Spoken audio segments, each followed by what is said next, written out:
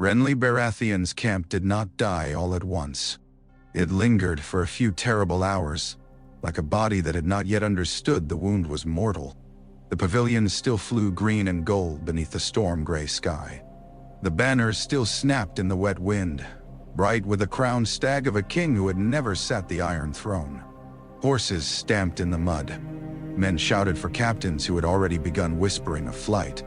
Cook fires hissed beneath the rain, and servants carried platters no one had the stomach to touch. Somewhere beyond the torchlight, a man laughed too loudly and then began to sob. Inside the great tent, Margaery Tyrell stood very still. The candles had burned low around her, their wax spilling down silver stems like pale tears. Her wedding cloak, the green cloak Renly had placed about her shoulders before half the realm, lay folded over a chair. It looked too fine for the room now, too carefully embroidered, too full of promises that had dissolved before dawn.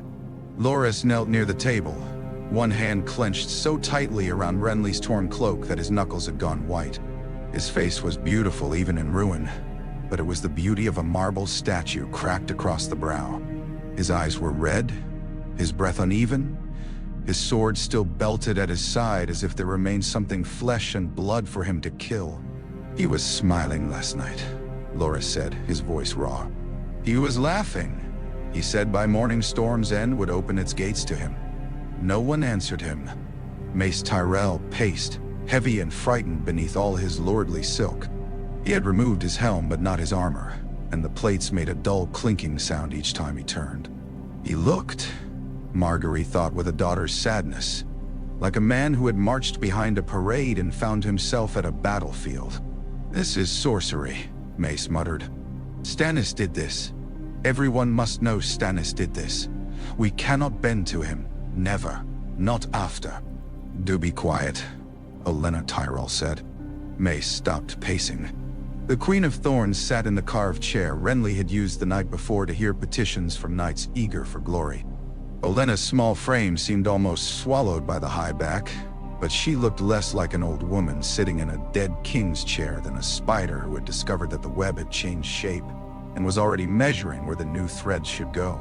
Her eyes moved from Mace to Loras, from Loras to Margaery, from Margaery to the maps on the table. The maps were still marked with Renly's confidence.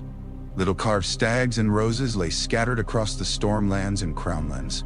Black markers for Stannis had been placed near Storm's End, fewer in number, almost dismissive. Red lines sat farther away, to the west and north, as though Tywin Lannister were merely a problem to be addressed after the true business of kingship had been settled.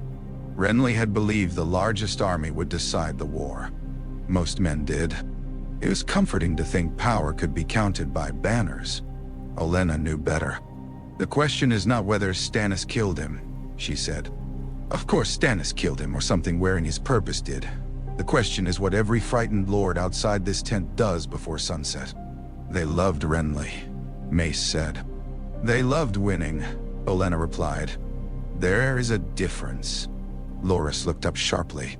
"Do not speak of him as if he were only a failed gamble?"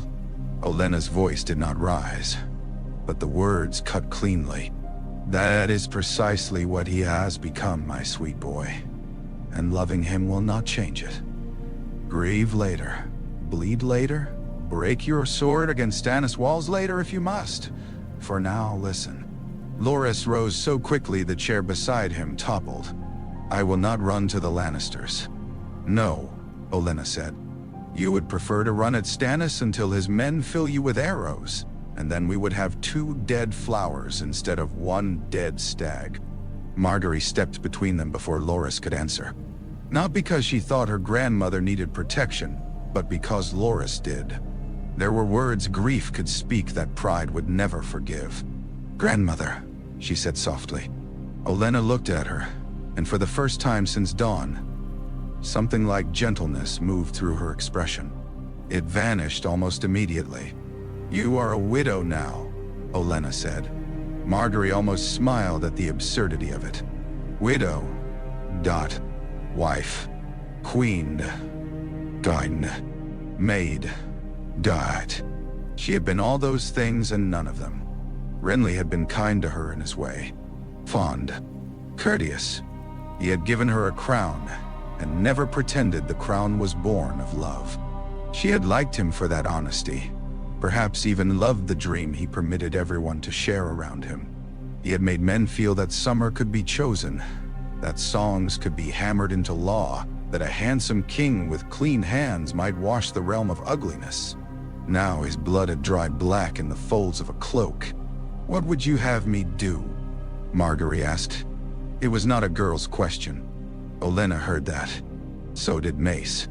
Even Loras, drowning in grief, turned toward her. Before Olenna could answer, the tent flap opened, and Lord Randyll Tarly entered with rain silvering his dark hair and shoulders. Behind him came Mathis Rowan, Paxter Redwine, and a handful of Reach captains whose eyes had already begun to harden with calculation.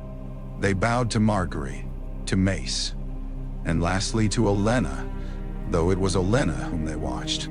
"My lord," Tarly said to Mace, "men are leaving. Florence first. Some of the Stormlords too. They are going to Stannis." "Traitors," Loras hissed. "Practical men," Tarly said. He did not soften it. "Renly is dead. Stannis is Robert's heir by law, if the boy on the Iron Throne is falseborn." And many believed that before Lord Stark lost his head. At Ned Stark's name, the room seemed to change temperature. Margaery had never met the man, but his death had become one of those acts around which history gathered like wolves around a carcass. Men still spoke of it in lowered tones. Not because Ned Stark had died. High Lords died often enough. They spoke of it because he had died after confessing, after being promised mercy, in front of his daughters and half the city. A ruler could execute an enemy. A fool destroyed a hostage. Olenna tapped one finger on the arm of the chair. "And the rest? Some wait for direction," Tarly said. "Most will follow strength. Some will follow food. A few will follow vengeance if it is dressed finely enough." Mace straightened. "Then we call the banners properly. We return to Highgarden, gather our full strength and declare." What? Olenna asked. "For whom?" Mace faltered. "For ourselves if need be. The Reach has more men than any of them. We could—" "No," Margaery said. Every eye turned to her. She had not meant to speak so quickly, but the word had come with a certainty that surprised even her. She looked at the map and saw not Renly's dream, but the wounds beneath it. Stannis at Storm's End with the law and a terrible god. Joffrey in King's Landing with a crown and no wisdom. Robb Stark in the Riverlands with victories and no southern bride. Tywin Lannister somewhere beyond the hills, bleeding, but not broken. The Freys at the crossing, the Tullys besieged and battered. The North risen in fury over a father's murder. A realm splitting along old scars. "If we crown ourselves," Margaery said, "we become another piece on the board. Everyone will smile while measuring how to remove us. Stannis will call us usurpers. The Lannisters will call us traitors. The North will call us ambitious fools. And the small folk will call us ambitious fools. And the small folk will call us another army stealing their sons." Mace stared at her as if she had slapped him. "You were a queen yesterday." "I wore a queen's crown yesterday," Margaery said. "That is not the same thing." Olenna's mouth twitched. Tarly watched Margaery with new attention. Loras still looked as though the world had narrowed to a wound, but even he listened. Margaery stepped closer to the table. Her fingers hovered above the carved pieces but did not touch them. She had learned early that men disliked seeing young women move the markers of war, even when those men had moved them badly. "Renly was loved," she said, "but love did not give him law. Stannis has law, but he has no love. Joffrey has the throne, but he has neither law nor love worth trusting. Robb Stark has something none of them do." Did he? "And what is that?" Rowan asked. "Men who chose him after his father was murdered," Margaery said. "Not because he promised them feasts, not because he dazzled them, not because he was next in a line written by maesters, They chose him because they believed he was theirs. A northern boy, Mace said. A rebel. A king, Olenna murmured. Silence settled again, but this time it was not shocked. It was thinking. Loras looked between his sister and grandmother. You would ally with the Starks? I would consider whether the rose grows better beside a wolf than beneath a lion's paw, Olenna said. Mace frowned. Robb Stark has already promised to a Frey girl. Yes, Olenna said. A most unfortunate bridge with a very old man sitting on it. That pact cannot simply be brushed aside, Tarly said. Walder Frey may be contemptible, but he controls the crossing. The young wolf needs him. Then the young wolf should have chosen better before letting his mother bargain for a road, Olenna said. But broken promises can be mended with gold, marriages, offices, hostages, apologies, and lies. Dead girls cannot be unmurdered, and queens married to Joffrey cannot be easily rescued from his bedchamber. At Joffrey's name, Margaery felt the faintest ripple of disgust pass through the room. They had all heard stories. Every court had ears. Some stories were exaggerated. Some were not. Joffrey Baratheon had ordered Ned Stark's death with a smile. He had humiliated Sansa Stark before his court. He had turned kingship into a child's game played with real blades. Littlefinger's men had brought honeyed assurances that the boy could be managed, that Cersei could be countered, that the Lannisters needed Highgarden too badly to offend them. Olenna had listened. Margaery had listened too. Neither of them had believed a word that mattered. What of Sansa Stark? Margaery asked. Olenna's gaze sharpened, approving the question. Still in King's Landing, a hostage dressed as a betrothed. If we join Robb Stark, the Lannisters may kill her. They may, Tarly said. No, Olenna replied. They may threaten. They may beat. They may parade her. But kill her? Not while she remains one of the few northern pieces they hold. Even Joffrey's stupidity has limits when Tywin Lannister is close enough to hear of it. Nah. Joffrey killed her father, Loras said. And Tywin would have called him a fool for it, Olenna said. Which is precisely why we must decide before Lord Tywin repairs the damage. Margaery looked down at Renly's cloak. She remembered his smile when the crowds cheered him. Remembered the way he had looked at Loras when he thought no one saw. Remembered his easy confidence. She wondered whether he would have laughed at the thought of her marrying Robb Stark. Perhaps he would have admired the theater of it. Perhaps he would have called Robb handsome and grim and hopelessly earnest. Perhaps he would have envied him. Or perhaps he would have understood, in the generous part of him that had wanted to be better than the men around him, that the living had to choose among ruins. A horn sounded outside. Then another. Men shouting. Horses moving. The camp was beginning to break. Olenna rose. Send riders, she said. Mace blinked. Where? To Lady Catelyn Stark. Catelyn Stark had come as envoy and mother, had watched Renly's shadow murder and fled with Brienne of Tarth under suspicion and terror. Many in the camp believed she had vanished already. Olenna clearly did not. She will not trust us, Rowan said. Good, Olenna said. Trust is what fools offer when they have run out of leverage. We will offer her something better. Margaery lifted her chin. Me. Loras turned on her. No. His voice cracked around the word. Not command. Not anger. Fear. Dun. Margaery crossed to him and took his hand. His fingers were cold despite the heat of the candles. I would rather be queen to a man fighting for his murdered father than wife to the boy who killed him. You do not know Robb Stark. No, she said, but I know enough of Joffrey. Loras closed his eyes.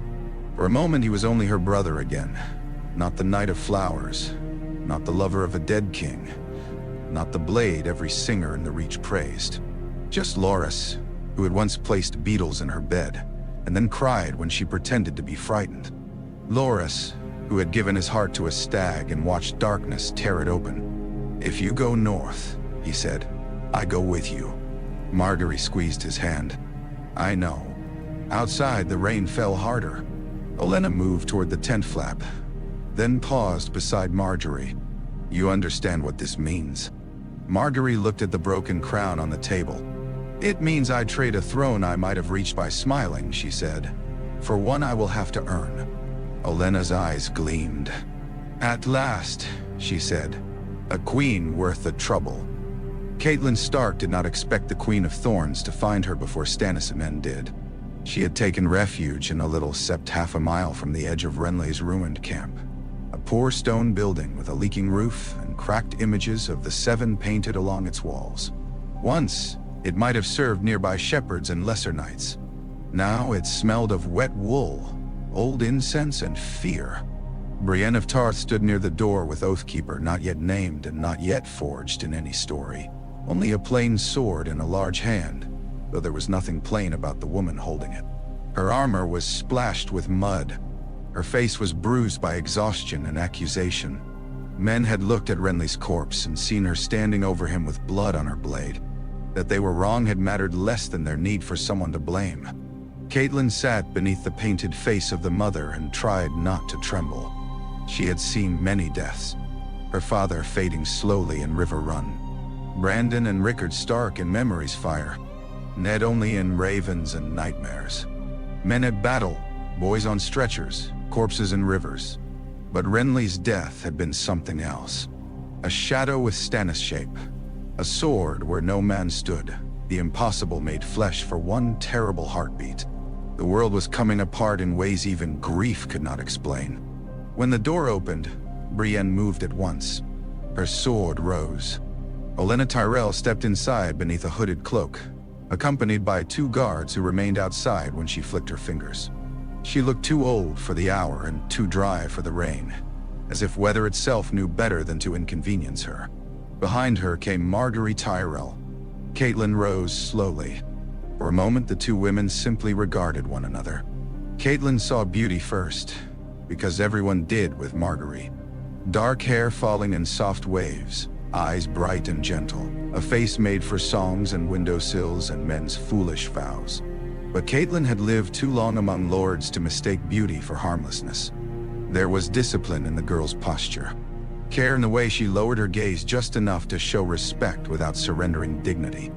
A widow's white had replaced the green of Renly's court, but there were small roses embroidered at her cuffs. A girl trained to be loved, Catelyn thought, and perhaps trained to use it. "My lady," Margaery said. Catelyn inclined her head. "Your Grace." The title hung there, uncertain, wounded. Margaery accepted the pain of it without flinching. "Not anymore, perhaps." "Perhaps not," Olenna said, moving deeper into the septi. "Or perhaps more than ever, depending on whether the gods have a sense of humor." Brienne's eyes narrowed. "Why are you here?" "For the company," Olenna said. "And because every armed fool between here and Storm's End is busy changing cloaks, sharpening knives, or deciding which lie to tell by morning. I prefer my lies before breakfast." "No," Catelyn did not smile. "If you have come to accuse Brienne." "I have come because I do not accuse her," Olenna said, "which already makes me more useful than most." Brienne's sword lowered by an inch. Catelyn studied the old woman. "How did you know where to find us?" "My dear, you are a grieving noblewoman traveling with a warrior maid tall enough to frighten horses. You are not a rumor. You are a tower with boots." Margaery stepped forward before Brienne could bristle. "Lady Stark, we are sorry for what happened. Renly trusted you enough to receive you. That matters to us." "None. To you?" Catelyn asked. "To me," Margaery said. There was no tremor in her voice, and that made Catelyn trust it more. A shaking voice could be performed. So could a steady one, of course, but not always under grief. Olenna sat on a low stone bench as if the sept had been built for her convenience. "Let us not waste what little night remains. My grandson wants Stannis dead.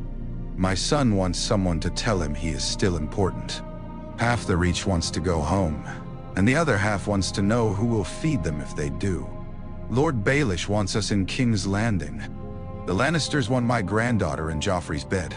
Stannis wants obedience, which is the only thing he has ever wanted besides being right. Your son wants justice. Nay. Embaya. Catelyn's heart tightened at the mention of Robb. My son wants his sisters returned, she said. He wants the men who murdered his father held to account. He wants the North free of a throne that repaid loyalty with a sword. Yes, Olenna said. That sounds like justice, once one dresses it properly. Do not mock him. I am not. I am measuring him. Catelyn took a step forward. My son is not cloth in your market. No, Olenna said. He is a young king winning battles while older men lose kingdoms. That makes him considerably more valuable than cloth. Margaery's gaze moved to Catelyn's face, then away. Respectfully, carefully. The girl was letting Olenna sting, Catelyn realized, while making herself the balm. A practiced pairing. Thorn and blossom. Catelyn almost admired it. Almost. What do you want? She asked. Olenna folded her hands over the head of her cane. To keep my granddaughter away from Joffrey Baratheon. Lannister, Catelyn said.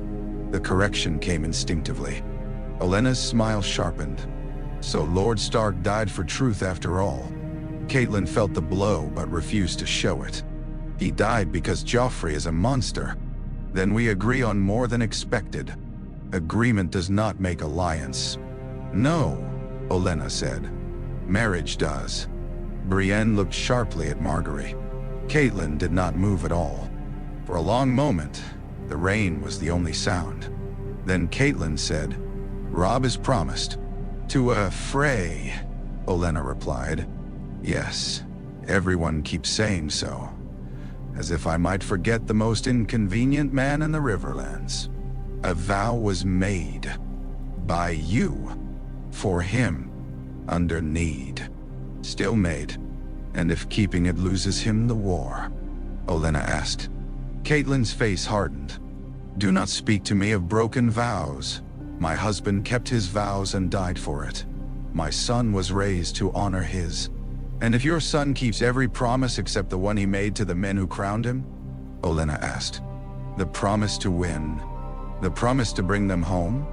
The promise not to let Lord Tywin grind them into the mud one noble oath at a time? Nah.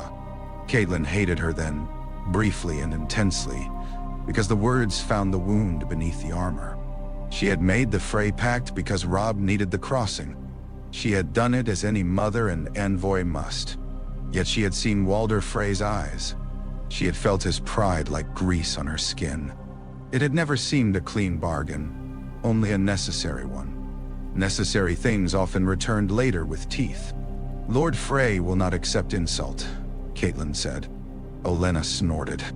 Lord Frey has spent 90 years collecting insults and calling them wisdom. He will rage. He will demand. He will threaten. Then we will give him other marriages, gold, offices, and enough public flattery to make his liver ache. If he still refuses, we will know him for an enemy before he can pretend to be a friend. Catelyn looked to Margaery. And you? Are you content to be traded from one king to another in the same week? Margaery's expression changed. Not much, but enough. The softness did not vanish. It grew firmer, like silk wrapped around steel. No, she said. I am not content to be traded at all. Olenna's eyes flicked toward her, amused. Margaery continued. Renly was kind to me. Kinder than many husbands would have been. But our marriage was made for crowns, not love. I knew that when I entered it, if I marry Robb Stark, I will know the same. But I would rather join a king whose men chose him out of loyalty than a boy who rules by fear and calls cruelty strength. He is young, Catelyn said. So am I. He is at war. So is every soul in Westeros, whether crowned men admit it or not. Catelyn held her gaze. The North is not the Reach. Our halls are cold. Our lords are blunt. They do not love songs and roses. Nah. Then I will not offer them only songs and roses, Margaery said. I will offer grain, coin, surgeons, armor, horses, Letters written in Robb's name and mine to those who still hesitate. I will offer Highgarden strength without asking the North to pretend it is grateful for needing it." That answer was too good to be accidental. Catelyn knew training when she heard it, but she also heard intelligence, and more dangerously, sincerity. "You would be queen of a kingdom that may not survive," Catelyn said. Margaery's eyes lowered for the first time, not in submission but thought. "I was queen of one that died before sunrise. Survival is no longer a condition I expect from crowns." A gust of wind drove rain against the sept wall. One of the candles guttered near the painted warrior. Catelyn turned away from them toward the mother's faded face. She thought of Ned in the Godswood at Winterfell, cleaning ice beneath the red leaves. She thought of Sansa trapped among lions. Arya vanished. Bran and Rickon vulnerable in a castle far away. Robb riding through rain with a crown placed on his head by men who loved him enough to doom him. What would Ned say? Keep the vow. What would a mother say? Save your son. The two answers warred within her. "Robb will decide for himself," Catelyn said at last. Olenna nodded. Of course. Kings always decide for themselves after everyone else has made the consequences clear." Brienne shifted uncomfortably. Catelyn ignored the old woman's barb. "If I bring this offer," Catelyn said, "it must not be another Renly's dream. My son cannot spend northern blood for southern vanity." "Now," Margaery stepped closer. "Then let it be for northern survival." "And the Trident," Catelyn said. "He was crowned king in the north and of the Trident. My father's people bleed too." "Then for both," Margaery said. "The wolf and the trout, with the rose behind them." Catelyn searched her face for mockery and found none. Olenna rose, leaning on her cane. "There is another matter. Lord Baelish will ride soon for Bitterbridge or Highgarden, or wherever he thinks he can catch us with grief still clouding our heads. He will offer Joffrey. He will say your daughter Sansa may be treated more gently if we comply. He will say the Lannisters are inevitable." "Mentau, they are not?" Catelyn asked. Olenna smiled. "My dear, no one is inevitable until everyone clever starts saying so." Catelyn almost did smile then, despite herself. Margaery moved to the small altar and removed a ring from her finger. It was not a wedding ring in the northern sense, but a Tyrell piece, a golden rose with a tiny emerald heart. She placed it beside the candles. "For Renly?" Catelyn asked. "For the girl I was yesterday," Margaery said. Loras was not there to hear it. Perhaps that made it easier. Catelyn watched the young woman's hand linger near the flame. She wondered what it cost to be trained from childhood to desire crowns, then to choose a crown of snow and war over one of gold and poison. She wondered whether Margaery understood the hatred she might face from men who saw every southern courtesy as a chain. But she had seen enough fools to know this girl was not one. "Come with me to Riverrun," Catelyn said. Olenna's brows lifted. Bold. "Robb will not take a bride unseen like a horse from market." Margaery inclined her head. "Nor would I take a husband so. And if he refuses, then I will have looked upon the man wise enough to resist my grandmother," Margaery said. "That alone may be worth the journey." This time Catelyn did smile, faintly. Brienne opened the door. Rain and night rushed in, along with the distant sounds of a dying army choosing new masters. Catelyn pulled her cloak tight around her shoulders. The road to Riverrun had never seemed longer. The future had never seemed more fragile.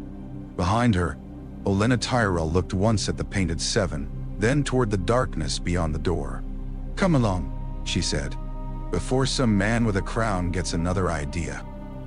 Robb Stark had won every battle and still looked to Margaery like a man being hunted. Not by soldiers.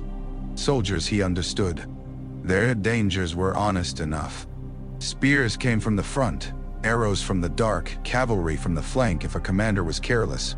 Robb had learned that language with terrifying speed. He wore command naturally now, though he was not yet 20. It sat on him like mail fitted by necessity rather than comfort. But the hunt around him in Riverrun's great hall was not made of steel. It was made of expectation. The northern lords watched to see whether their king would remain theirs. The river lords watched to see whether the boy they had crowned with desperate hope could save them from lions. His mother watched him with love sharpened by fear. His direwolf watched everyone. Margaery felt Grey Wind's eyes before she truly looked at him. The direwolf stood beside Robb's chair, gray fur bristling, yellow gaze fixed upon her, as if all the courtesy in the Seven Kingdoms were smoke, and he alone could smell the meat beneath.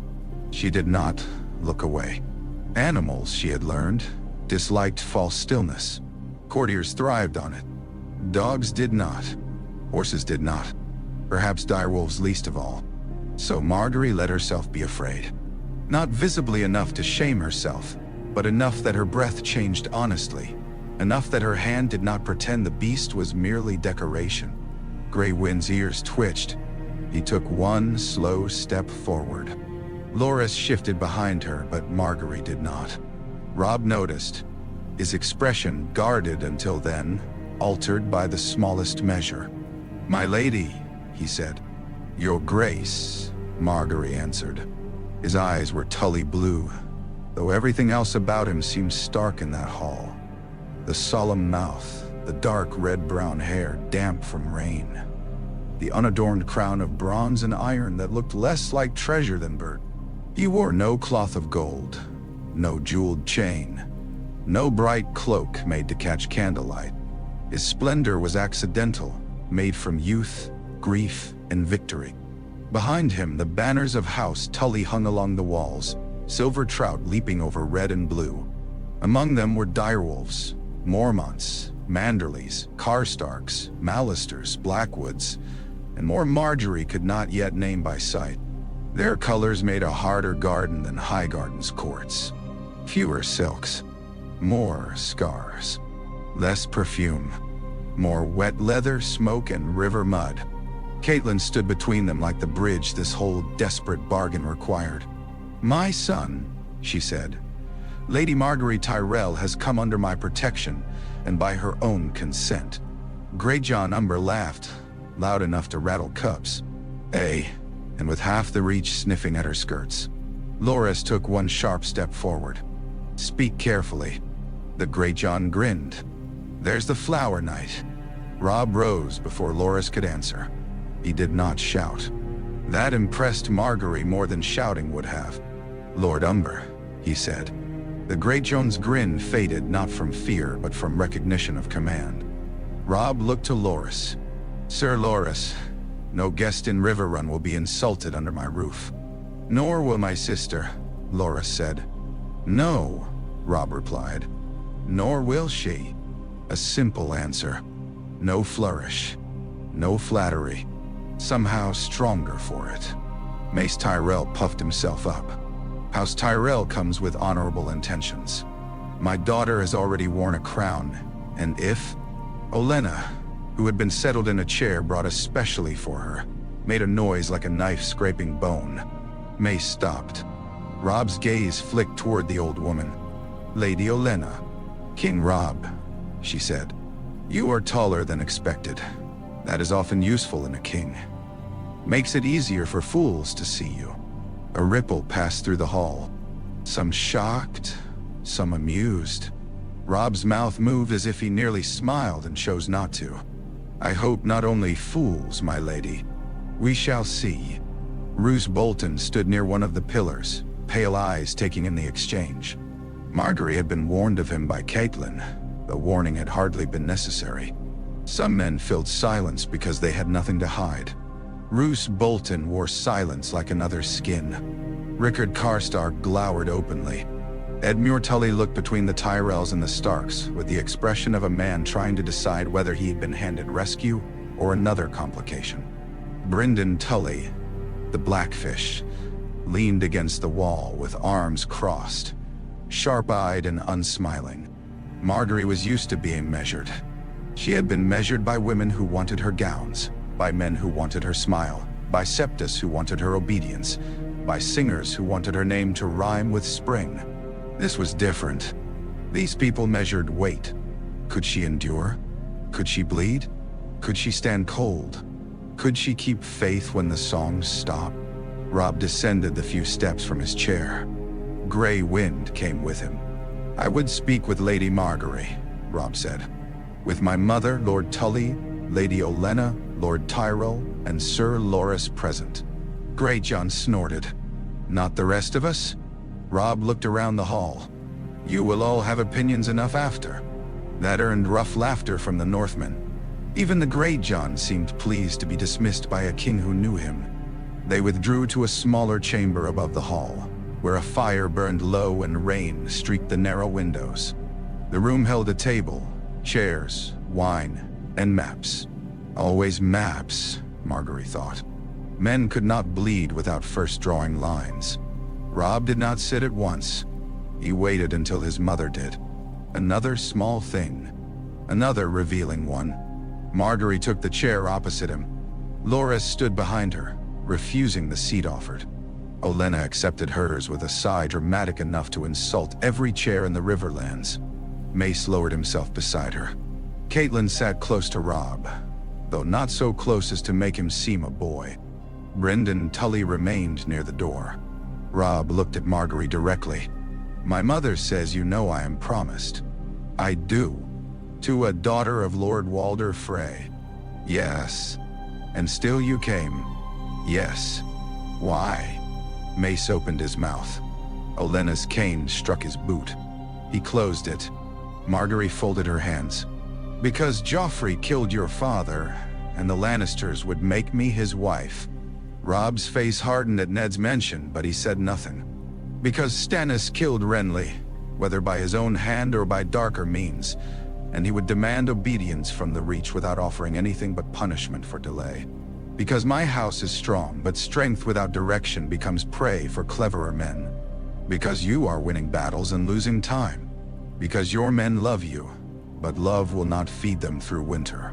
Because your cause has justice, and justice alone is rarely enough." Margaery. The room was quiet when she finished. Robb studied her. "That sounds like Lady Olenna speaking through your mouth." Olenna cackled. "If I spoke through her mouth, Your Grace, you would have fewer doubts and more bruises."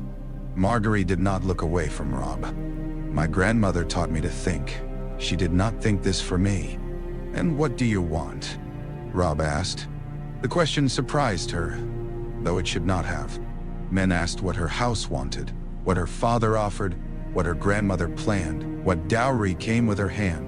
Renly had asked, gently enough, whether she understood what their marriage would be. But Robb asked what she wanted as if the answer might change the shape of the bargain. Margaery chose truth, or as much of it as politics ever allowed. "I want not to belong to Joffrey," she said.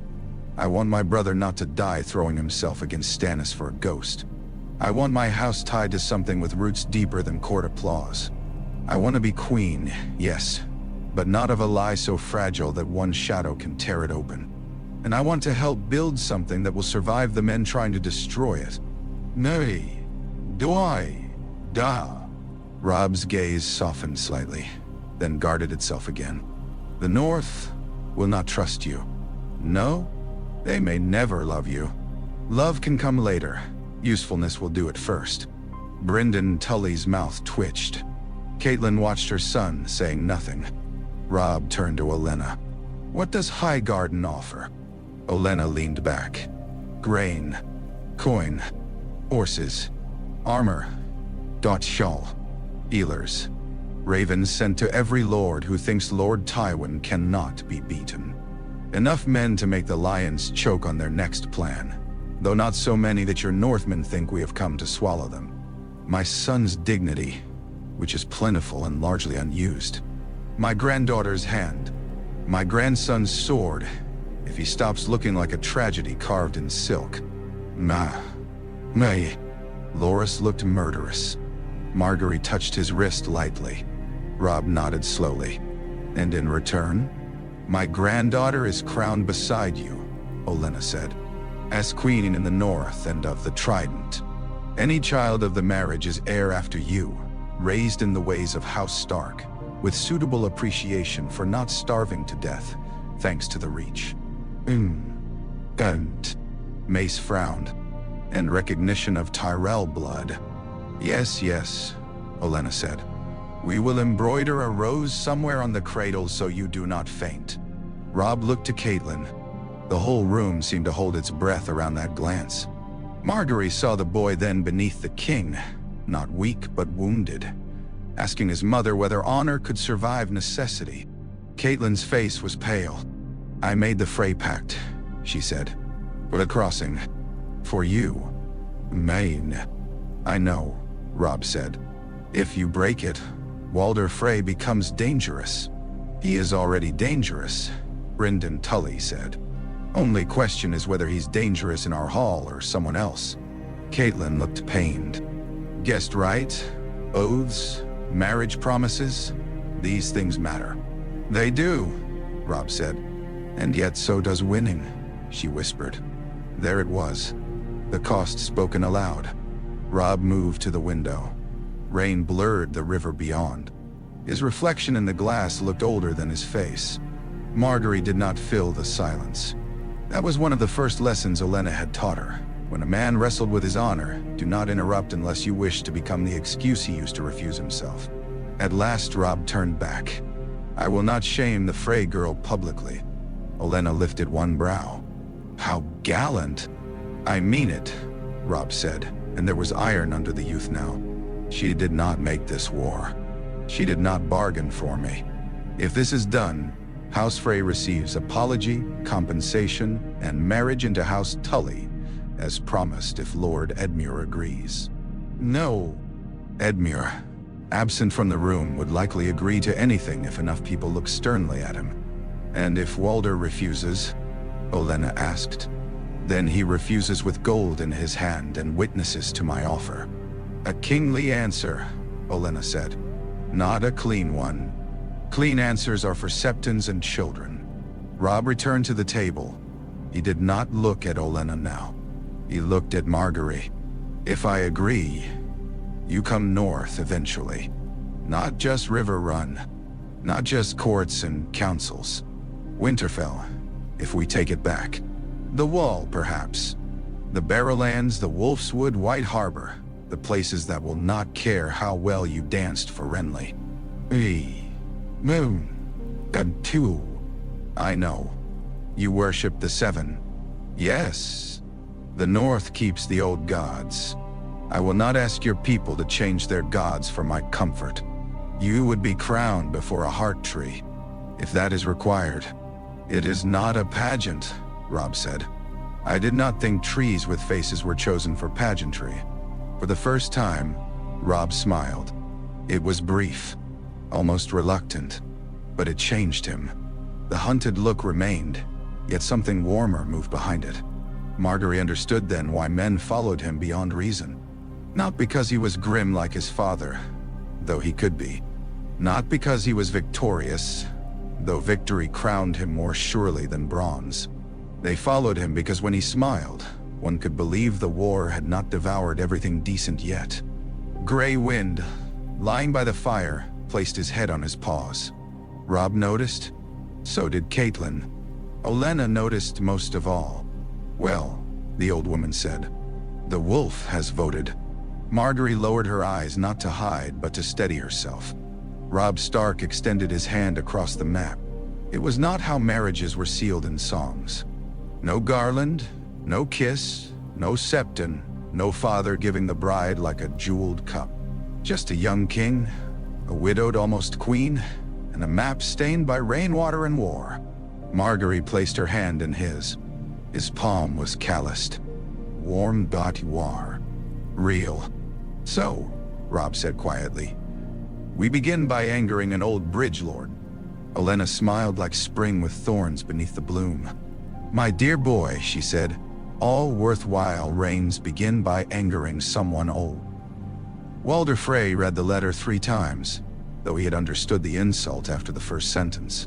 The hall of the twins was crowded with sons, grandsons, bastards, daughters, granddaughters, wives who had outlived his interest, and men who had learned to laugh when he did and grow silent when his eyes narrowed. Rain tapped against the high windows. The river ran swollen beneath the bridge, brown and cold. carrying branches and dead leaves past the towers that had made House Frey powerful enough to be endured. Walder sat beneath his banners, a thin old man wrapped in fur and grievance.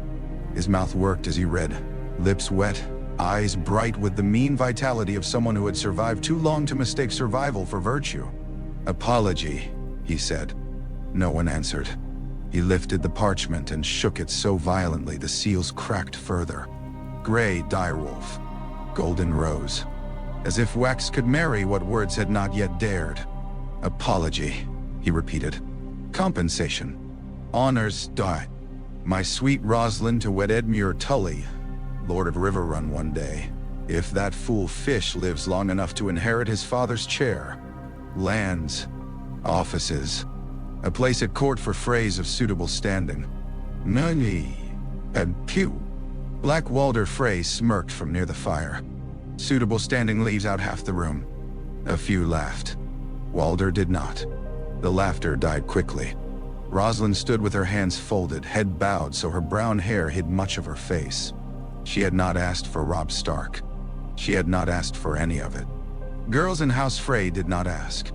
They were pointed, placed, traded, and told afterward whether they should be grateful. Yet even she seemed to understand that something humiliating had passed over her like a cold wind. "He was promised," Walder said.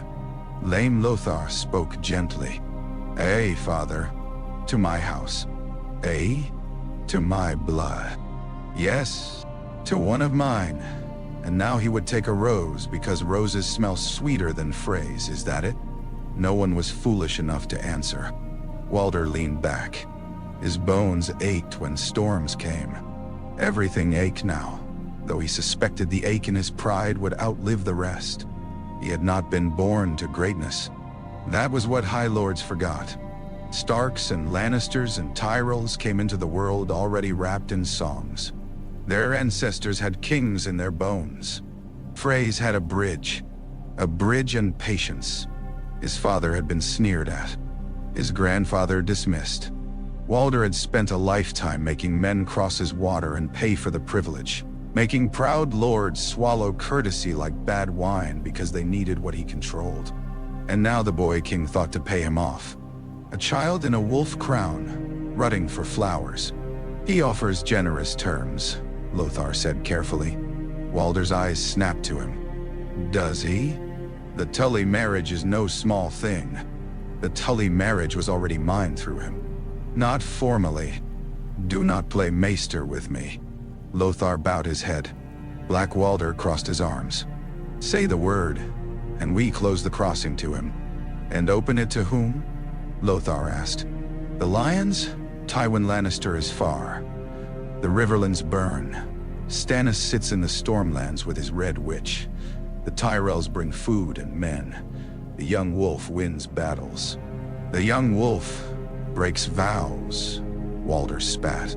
"That may make others hate him," Lothar said. "It does not make him weak." Walder hated that most because it was true. Robb Stark had not written like a boy caught with his breeches down. That would have been easier. He had written with courtesy, shame, firmness, and witnesses. He had named Rosalind with respect. He had offered apologies not only to Walder but to the girl herself. He had praised House Frey's importance to the war, which Walder enjoyed less than he should have, because the praise came wrapped around refusal. Worse, the Tyrells had signed too. Olenna Tyrell's hand was unmistakable even where she had not written. The compensation was too clever, too layered, full of sweets with hooks inside them. A Frey daughter to Riverrun. Frey squires in Reach courts. Grain contracts through the crossing. A royal apology in open hall. Hostages exchanged under the prettier name of wards. It was not dismissal. That was the poison of it. If Robb had offered too little, Walder could rage cleanly. If he had offered nothing, war would be simple. But the offer was rich enough that some of his sons were already calculating benefits. They thought he did not see their eyes. Old did not mean blind. "Get out," Walder said. No one moved at first. "Out!" The hall stirred. Chairs scraped. Women gathered skirts. Boys hurried. Men exchanged glances and pretended not to. Rosalind curtsied with trembling grace and went with the others, her relief almost invisible. Black Walder remained. Lothar too. Walder let them. When the hall was nearly empty, he looked down again at the letter. "The rose bitch," he muttered. Lothar said nothing. "Olenna thinks I will be bought." "Most men can be," Black Walder said. Walder smiled then. A wet, ugly smile. "Not bought. Priced. There's a difference. A bought man belongs to you. A priced man knows what he is worth today, and waits to see who pays more tomorrow." "Nay." Lothar's eyes flicked toward the parchment. "Tywin Lannister may pay. Ay, but can he win?" That was the question beneath the insult. Walder hated questions that required patience because he had never lacked patience when it mattered. Rage was for rooms. Vengeance was for calendars. "Lord Tywin lost Jaime," Black Walder said. "The Kingslayer rots in stark chains. The lions are not what they were." Walder wheezed a laugh. "You think one lost son empties Casterly Rock? Tywin Lannister would skin grief and wear it as a glove if it helped him hold a knife." "Dang." "The Tyrells make Stark stronger," Lothar said. "For now. And if we refuse, Stark may not need the crossing." Walder looked up sharply. There it was. The true humiliation. Not that Robb Stark broke the pact, but that he might survive doing it. That with Reach Grain and Reach Gold, with Riverrun behind him and victories sung from camp to camp, he might become too large for the twins to choke. Walder Frey had spent his life ensuring men needed him. A man who no longer needed him was an enemy by nature. "What does Lord Bolton say?" Walder asked. Lothar hesitated. "Nothing yet. Bolton men hear things. Bolton men always hear things. Roose remains with Stark. Roose remains with himself," Walder said. Black Walder laughed. This time Walder allowed it. A servant entered with watered wine and nearly dropped the tray when Walder's gaze found him. The boy placed the cup down and fled. Walder drank. His hands trembled, but not from fear. He imagined Robb Stark in Riverrun, honorable face solemn as he promised no disrespect had been intended. No disrespect. That was how High Lords insulted lesser houses. They did not spit. They smiled, bowed, and expected gratitude for the cloth they used to wipe the stain. He imagined Margaery Tyrell beside him, all soft eyes and clever hands, turning northern wolves into something perfumed and fed. He imagined lords cheering her beauty, songs naming her Winter Rose, fools forgetting a Frey girl had been set aside because a better prize rode south in silk. No, not forgotten. Walder would not permit it. "Send a polite reply," he said. Lothar's brows rose. "Polite? Very polite. Say I am wounded but loyal. Say House Frey values Robb Stark's friendship. Say Rosalind weeps but understands the needs of kings. Say I will consider the terms. No me, and Black Walder looked disappointed. "We accept." Walder's smile returned. "Did I say accept?" "No. I said consider. Consideration is a fine word. Means a man may sit with his anger and let it ripen."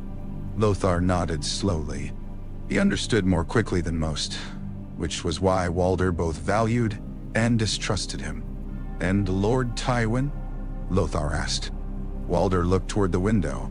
Beyond the glass, the river rushed below his bridge, as it had long before Robb Stark's birth, and would long after his bones were dust. Men called the river crossing a convenience. Fools. It was a throat.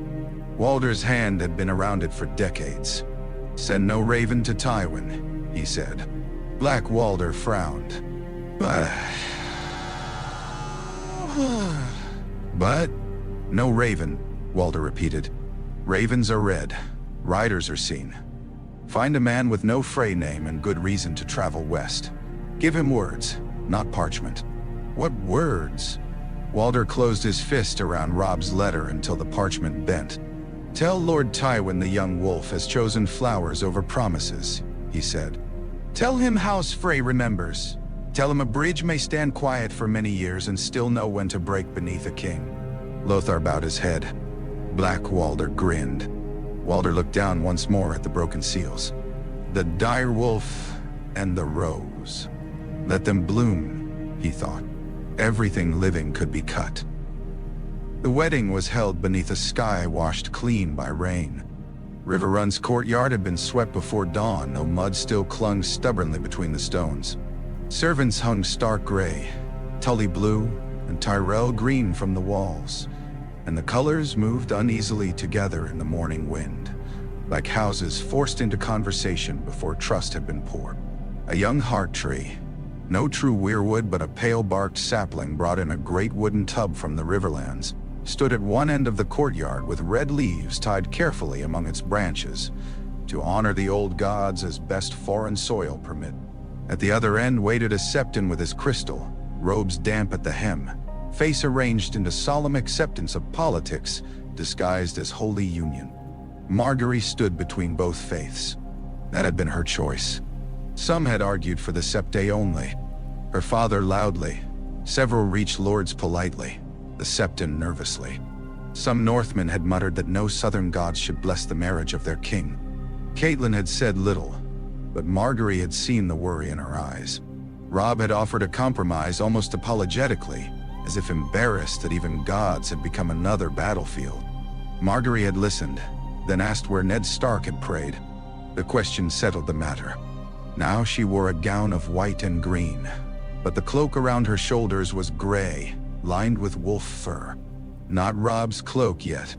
That would come during the rite. This one had been Catelyn's gift, offered the night before without ceremony. Margaery had understood its weight. Not acceptance. Not yet. But permission to try. Her hair fell loose beneath a circlet of small golden roses. No crown. Not until after. Loras stood behind her in white armor chased with green vines. Beautiful and terrible. His face closed to everyone but her. He had objected to the northern half of the ceremony, then objected to the Riverland cold, then objected to the number of men with beards looking at her as if she were a suspicious treaty. Margaery had let him object. It gave his grief something to hold besides a sword. Olenna sat near the front with blankets over her knees and satisfaction in her eyes. Mace beamed too broadly, as though trying to convince the entire courtyard he had planned every part of this. Lord Tarley stood among the reachmen, unreadable. Pax to Redwine whispered with Mathis Rowan. They all watched the Northmen, and the Northmen watched them back. The northern lords did not dress for beauty. They came in wool, leather, mail, and mistrust. Great John Umber looked like a giant forced into a celebration he might yet decide to turn into a brawl. Rickard Karstark's beard was wet with melting frost from the morning air, his eyes colder still. Meg Mormont stood with her daughters, arms crossed, assessing Margaery as if deciding whether she would survive a bear pit. Roose Bolton wore pale pink and gray, a mild expression and silence. The River Lords filled the spaces between, used to being caught between larger powers. Edmure Tully looked relieved that for once no one expected him to marry before noon. Brynden Tully watched everything. Then Robb came. The courtyard quieted not because trumpets commanded it, but because men saw him and remembered why they were there. He wore gray, trimmed simply, with his bronze and iron crown upon his head. Ice was gone. His father was gone. His sisters were captives or ghosts, his home far away. Yet he walked with the calm of someone who had learned that fear could not be permitted to choose his pace. Gray wind followed until the edge of the gathered crowd, then sat. No one had dared suggest tying him elsewhere. Robb stopped before Margaery. For a heartbeat, there was no war. No Freys brooding in their towers. No Tywin sharpening strategy. No Joffrey raging in King's Landing. No Stannis staring into flames. Only a young man and young woman standing between gods, houses, and the dead. "You look cold," Robb said quietly. Margaery almost laughed. That is not usually the first compliment paid to a bride. It was not meant as insult. I know. She glanced at the fur cloak. Your mother has armed me well. His eyes moved briefly to Catelyn. She does that. The Septon cleared his throat. The ceremony began with the seven because Margaery had been born beneath their gaze, and because Robb, for all the old blood in him, would not have her abandon her gods in public like a conquered thing. The Septon spoke of the father's judgment, the mother's mercy, the warrior's courage, the maiden's innocence, the smith's labor, the crone's wisdom, and the stranger's mystery.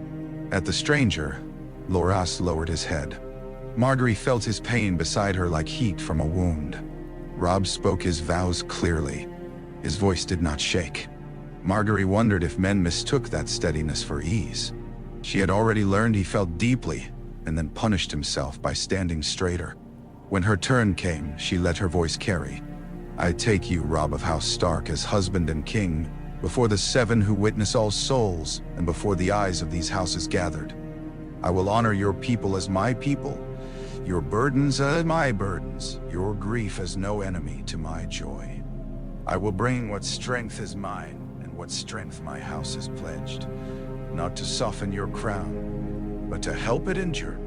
A murmur moved through the courtyard. Not the usual vow, not holy.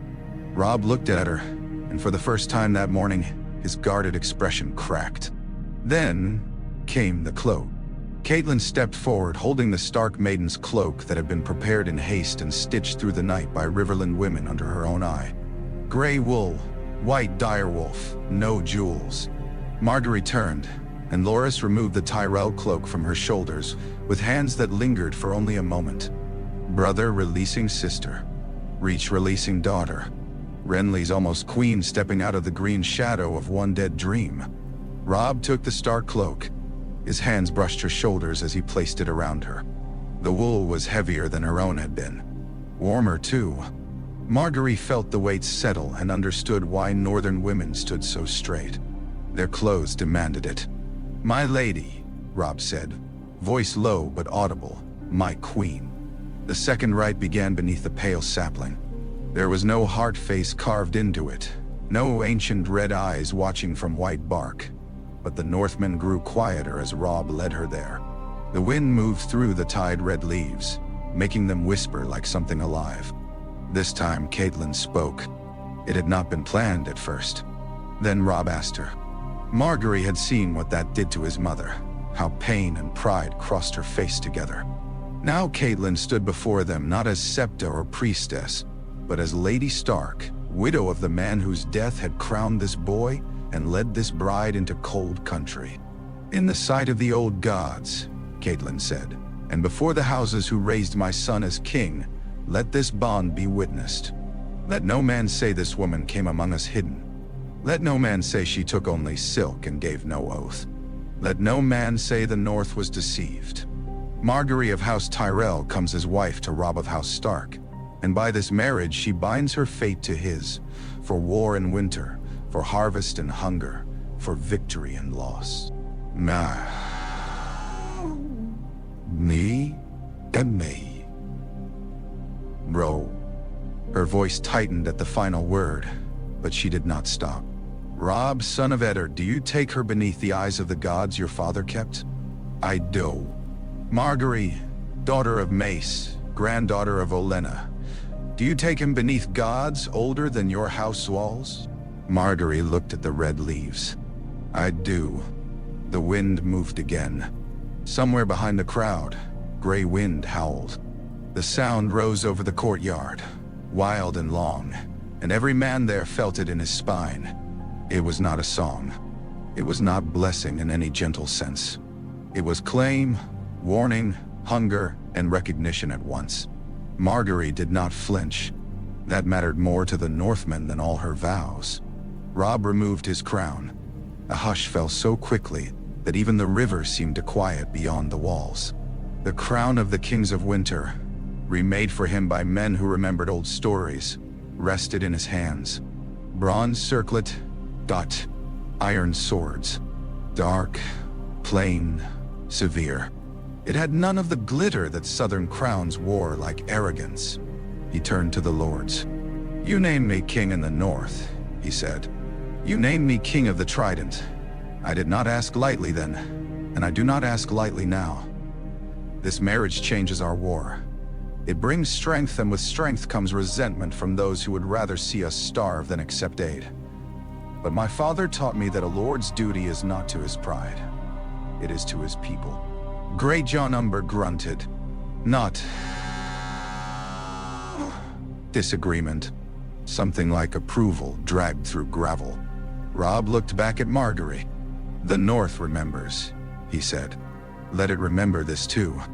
He placed the crown upon her head. For one breath, Margaery felt its full weight. Not heavy in the way jewels were heavy. Heavy in the way a door bar was heavy when enemies stood outside. Heavy in the way a child's sleeping head felt in the arms of someone who could not drop it. The courtyard bowed. Not all at once. Not perfectly. The Reachmen bent with courtly grace. The River Lords with weary hope. The Northmen slower, some grudging, some curious, some moved despite themselves. Grey John bent like an oak in wind. Meg Mormont inclined her head sharply. Rickard Karstark barely lowered his, but he lowered it. Roose Bolton bowed exactly enough.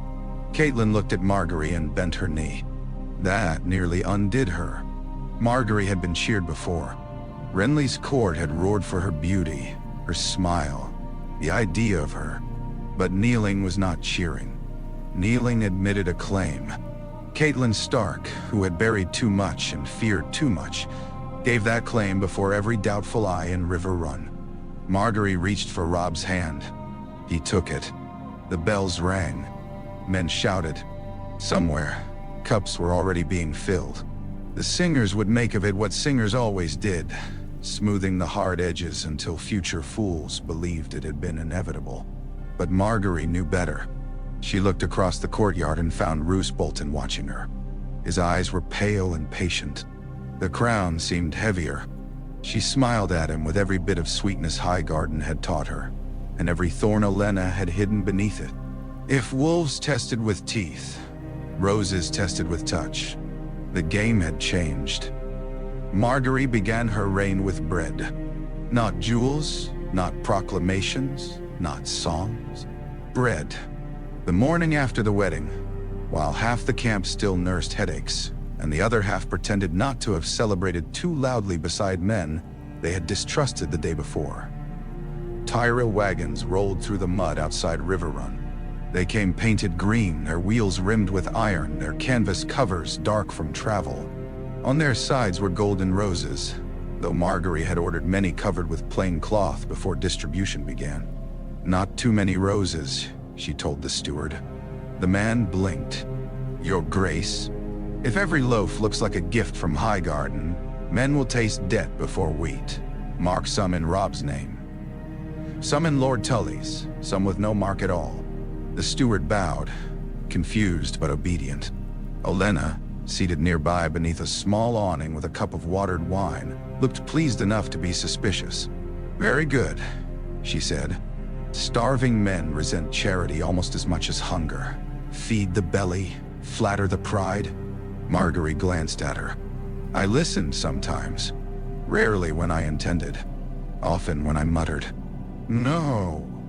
Margaery smiled, then lifted her skirts and stepped into the mud.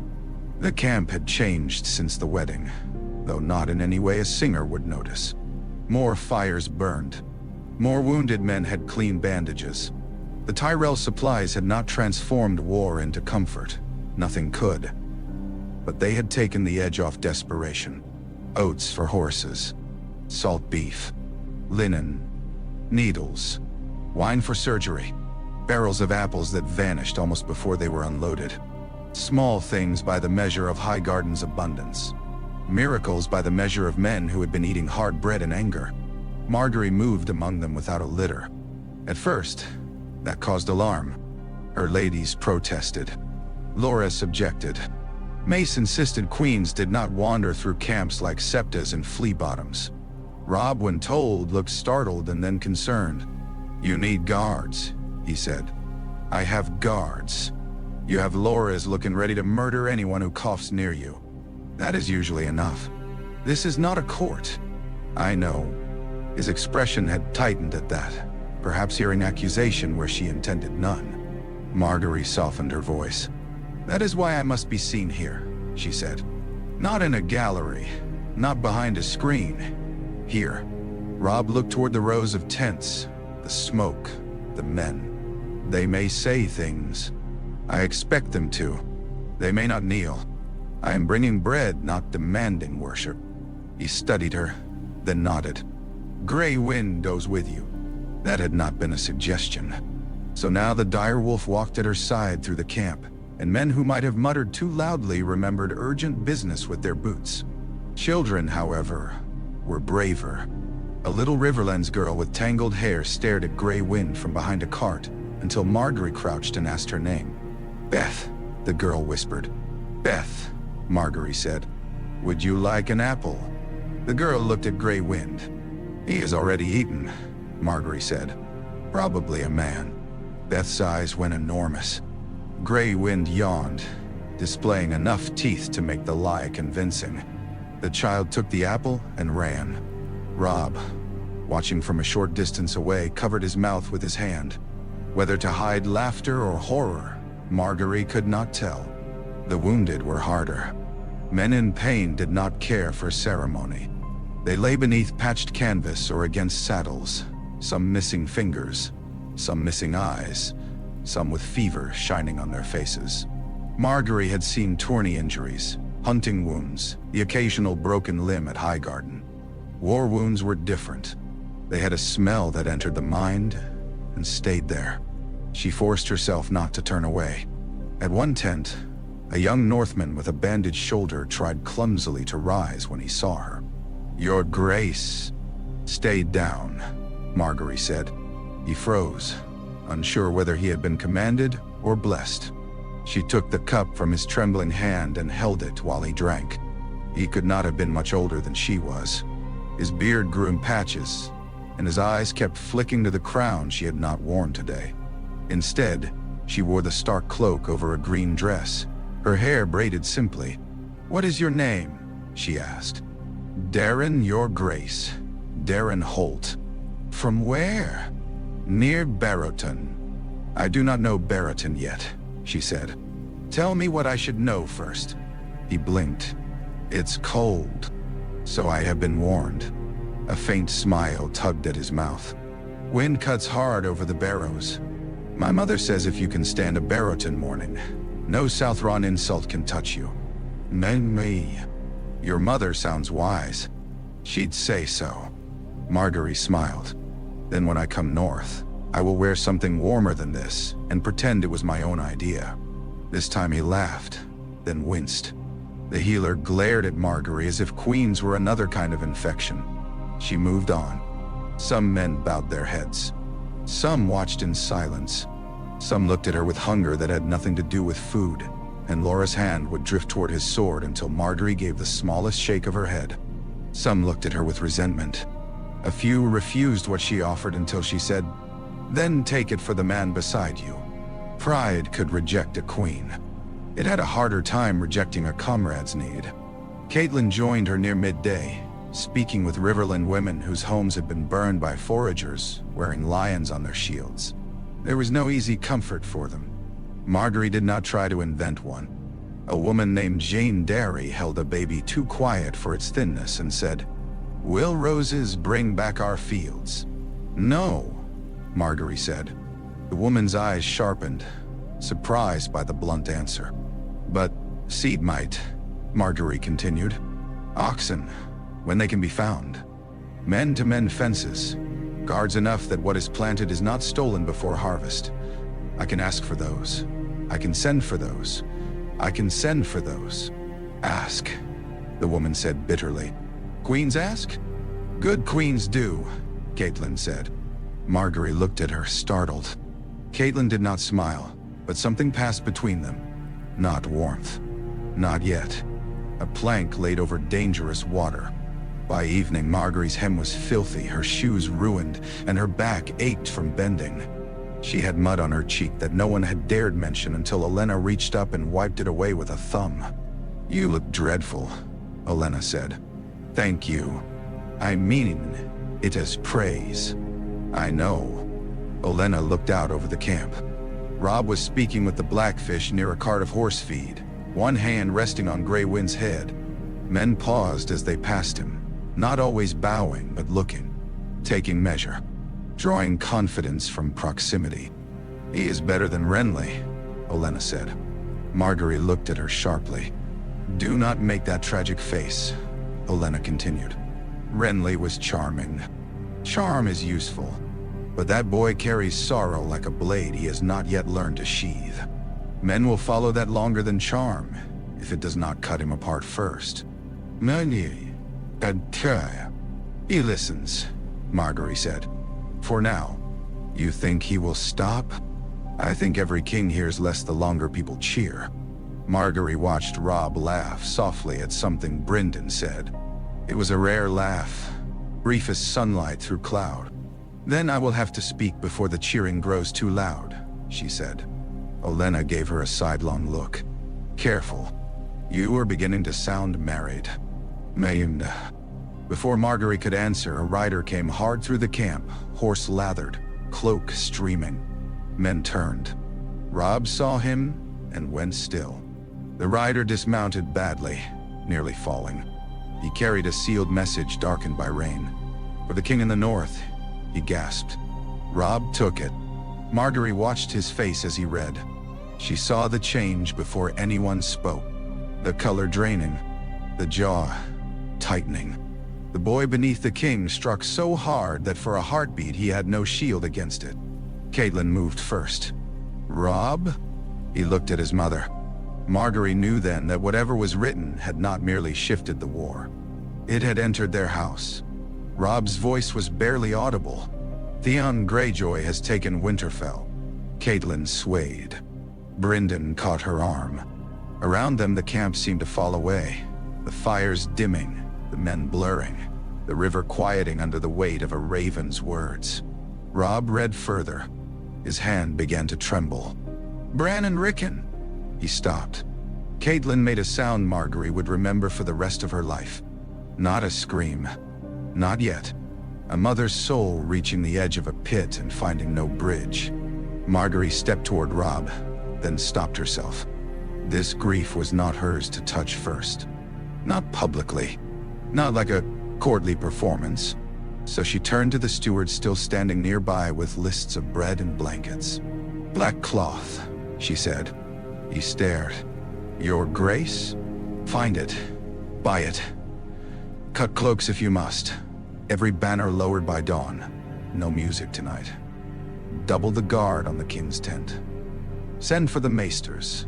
Send riders to confirm every word. And no man speaks of dead princes as certainty until their mother has heard the full message in private. The steward ran. Olenna watched her. Robb looked up, grief burning naked in his eyes. Margaery wanted to offer comfort.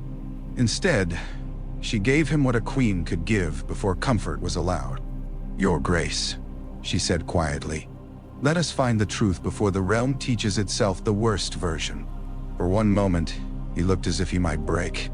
Then the king returned, wounded but standing. Yes, Robb said. The truth. But his hand still held the raven's letter like a blade sunk to the hilt. Robb did not weep in the hall. That was the first cruelty of kingship Margaery saw clearly. Grief came for him as it came for any son, any brother, any boy whose home had been taken by a friend turned traitor. But because men had placed iron on his brow and called him king, grief had to wait outside the door while duty entered first. He gave orders with a face carved still. Riders north, ravens to loyal houses, questions to the Crannogmen, commands to Roose Bolton to dispatch forces toward Winterfell with all haste, a demand to Balon Greyjoy that would likely be laughed at in Pike's cold halls. Scouts, confirmations, names, numbers, every word precise enough that the men receiving them could pretend their king was not bleeding inside. Only when the council ended and the chamber emptied did the mask fail. Catelyn sat near the fire, both hands clasped in her lap. She had stopped trembling. That frightened Margaery more than tears would have. tears moved. This stillness seemed like ice forming over deep water. Robb stood by the table, staring at the map of the north. Winterfell was marked by a small gray wolf. His fingers rested on it. Not touching, hovering, die. Gray wind paced behind him, claws clicking on stone. "They were boys," Robb said. No one answered. His voice remained quiet. Bran could not even walk. Rickon was wild. But he was little when I left. Catelyn closed her eyes. Margaery stood near the window, crown removed, hands folded. She had dismissed her ladies. Loras had refused to leave until she told him with a look that this room had no place for brotherly protection. Olenna had gone too, not because she lacked interest, but because even she understood that some wounds must not be observed by thorns. Robb turned suddenly and swept a cup from the table. It struck the wall and shattered. Gray wind snarled. Not at him, but with him. "Theon ate at our table," Robb said. "My father raised him beside us. I called him brother." Catelyn flinched. "I sent him," Robb said. That was my counsel," Catelyn whispered. "I chose it. I urged you. I am king." The words cracked through the room. Not pride. Condemnation. Margaery had learned many ways to speak to men in pain. Praise their strength. Remind them of vengeance. Offer softness. Offer silence. But Robb's pain was braided with responsibility so tightly that any easy comfort would sound like insult. So she said, "Yes." He looked at her. "You are king," Margaery said. "And because you are king, you may not decide the worst is true, simply because grief demands certainty." His expression hardened. The Raven says Winterfell was taken. It says Bran and Rickon are believed dead. Believed is not known." Catelyn opened her eyes. Robb gripped the table. "You think this is some false report? I think Theon Greyjoy had 20 men and more arrogance than sense. I think Winterfell is stone, memory, servants, hidden passages, woods, loyal men, frightened women, old places children know better than invaders. I think boys have escaped death before. I think enemies lie. I think ravens carry fear faster than truth." Robb stared at her as if she had offered him water in a desert, and he hated himself for wanting it. Catelyn's lips parted. "Bran knows Winterfell." Margaery turned to her. "Better than Theon." "Far better," Catelyn whispered. "And Rickon?" "Rickon would bite death if it tried to carry him quietly." A terrible sound came from Robb then, half laugh and half sob. He turned away, pressing one hand against his mouth. Margaery let the silence hold him. Catelyn rose slowly and went to her son. For a heartbeat he stood rigid, a king resisting comfort. Then he bent, and his mother held him as she must have held him when he was small enough to carry. Margaery looked down at the floor, granting privacy where there could be none. She thought of Highgarden's warm courts, where grief had runes and rituals and women could be hidden until their faces were arranged again. The North did not have that luxury now. The war had dragged every private anguish into torchlight. When Robb pulled away, his eyes were wet but clearer. "I have to go north," he said. Catelyn's face tightened. "Robb, I have to." "And abandon the Riverlands?" Margaery asked. The question was gentle. Robb heard the steel beneath. "My home has fallen. Yes. My brothers may be dead. Yes. Theon will not grow kinder if you ride blindly into every trap between here and Winterfell." Robb's jaw clenched. "You would have me sit here?" "No," Margaery said. "I would have you choose whether you ride north as a brother seeking blood, or as a king reclaiming his seat." His anger flashed toward her, hot enough that gray wind stopped pacing. "You speak as if those can be separated." "They must be," she said. "Or your enemies have already won more than Winterfell." For a moment she thought he might shout. Perhaps part of him wanted to. Perhaps it would have been easier if she were only a southern bride meddling in northern grief. He could dismiss her then, but she had put words around the thing he already knew and did not want to know. Catelyn returned to her chair, one hand pressed to her heart. Robb looked at the map again. Roose Bolton is closest with sufficient men, he said. Yes, Margaery replied. You dislike that. I distrust it. Because my mother does? Because he watches like a man waiting for other men's grief to make room for him. Robb's eyes narrowed. That is a dangerous accusation. It is not accusation. It is caution. Roose has served me. So did Dian. The words landed hard. Catelyn looked sharply at Margaery, but not with disapproval. With fear. Robb drew a long breath. What would you do? It was the first time he had asked her that is more than courtesy. Margaery stepped to the table. She did not touch the northern markers, remembering the old lesson, then decided queens could not forever hover above maps like frightened birds. She placed one finger near Winterfell. Send Roose orders, yes. You cannot ignore the nearest force. But do not give him sole trust. Send separate ravens to Wyman Manderley, Galbart Glover, Mage Mormont's kin, the mountain clans, anyone whose loyalty is to Stark before strategy. Send not only commands, but questions. Ask what they have heard. Ask who saw smoke. Ask whether bodies were found. Ask whether Theon holds the castle or merely claims it. Maya. Robb listened. Send men quietly through the neck if the Crannogmen can guide them. Not an army. Eyes. If Bran and Rickon live, armies may frighten those hiding them into deeper silence. If they are dead. She paused. No court training made the sentence easier. Then proof matters before vengeance. Catelyn whispered. Proof? Margaery looked to her. A mother deserves more than rumor. Catelyn's face broke then, but she held herself together with a strength Margaery could not help but revere. Robb turned to Grey Wind. The direwolf had come beside him, pressing his great head against Robb's hand. Robb buried his fingers in the fur. The men will expect me to rage, he said. Yes, and if I do not, they may think me cold. Then rage where they can see its shape, Margaery said. Lower the banners, declare mourning, name Theon traitor, promise justice. But do not spend all your fire in one speech. Bank it. Make men warm their hands by it for months. Robb gave a bleak smile. That sounds like your grandmother. That was mine. His smile faded, but not into anger.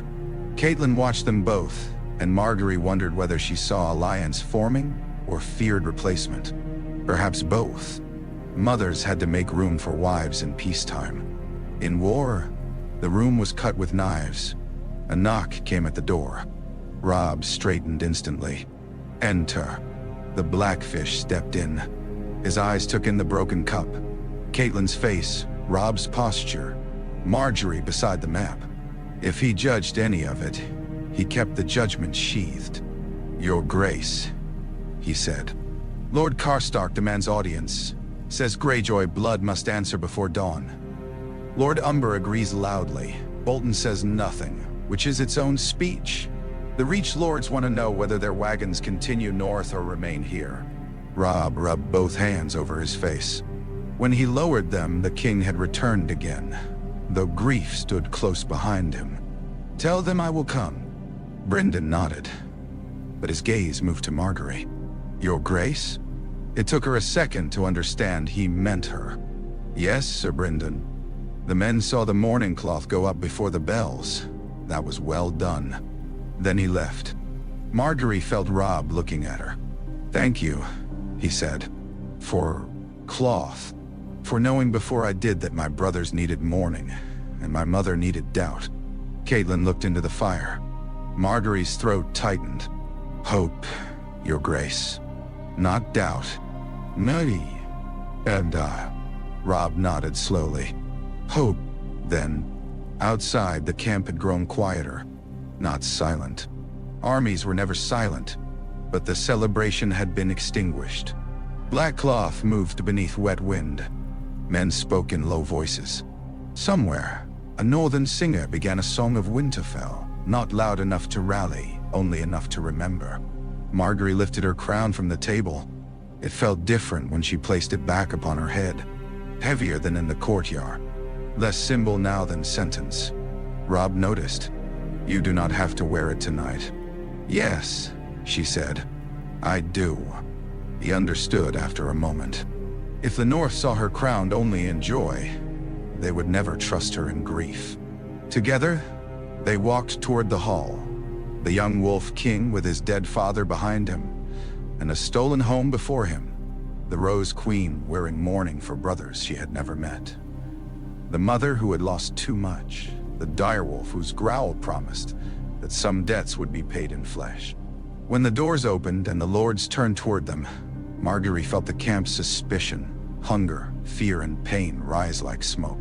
She did not smile. Not tonight.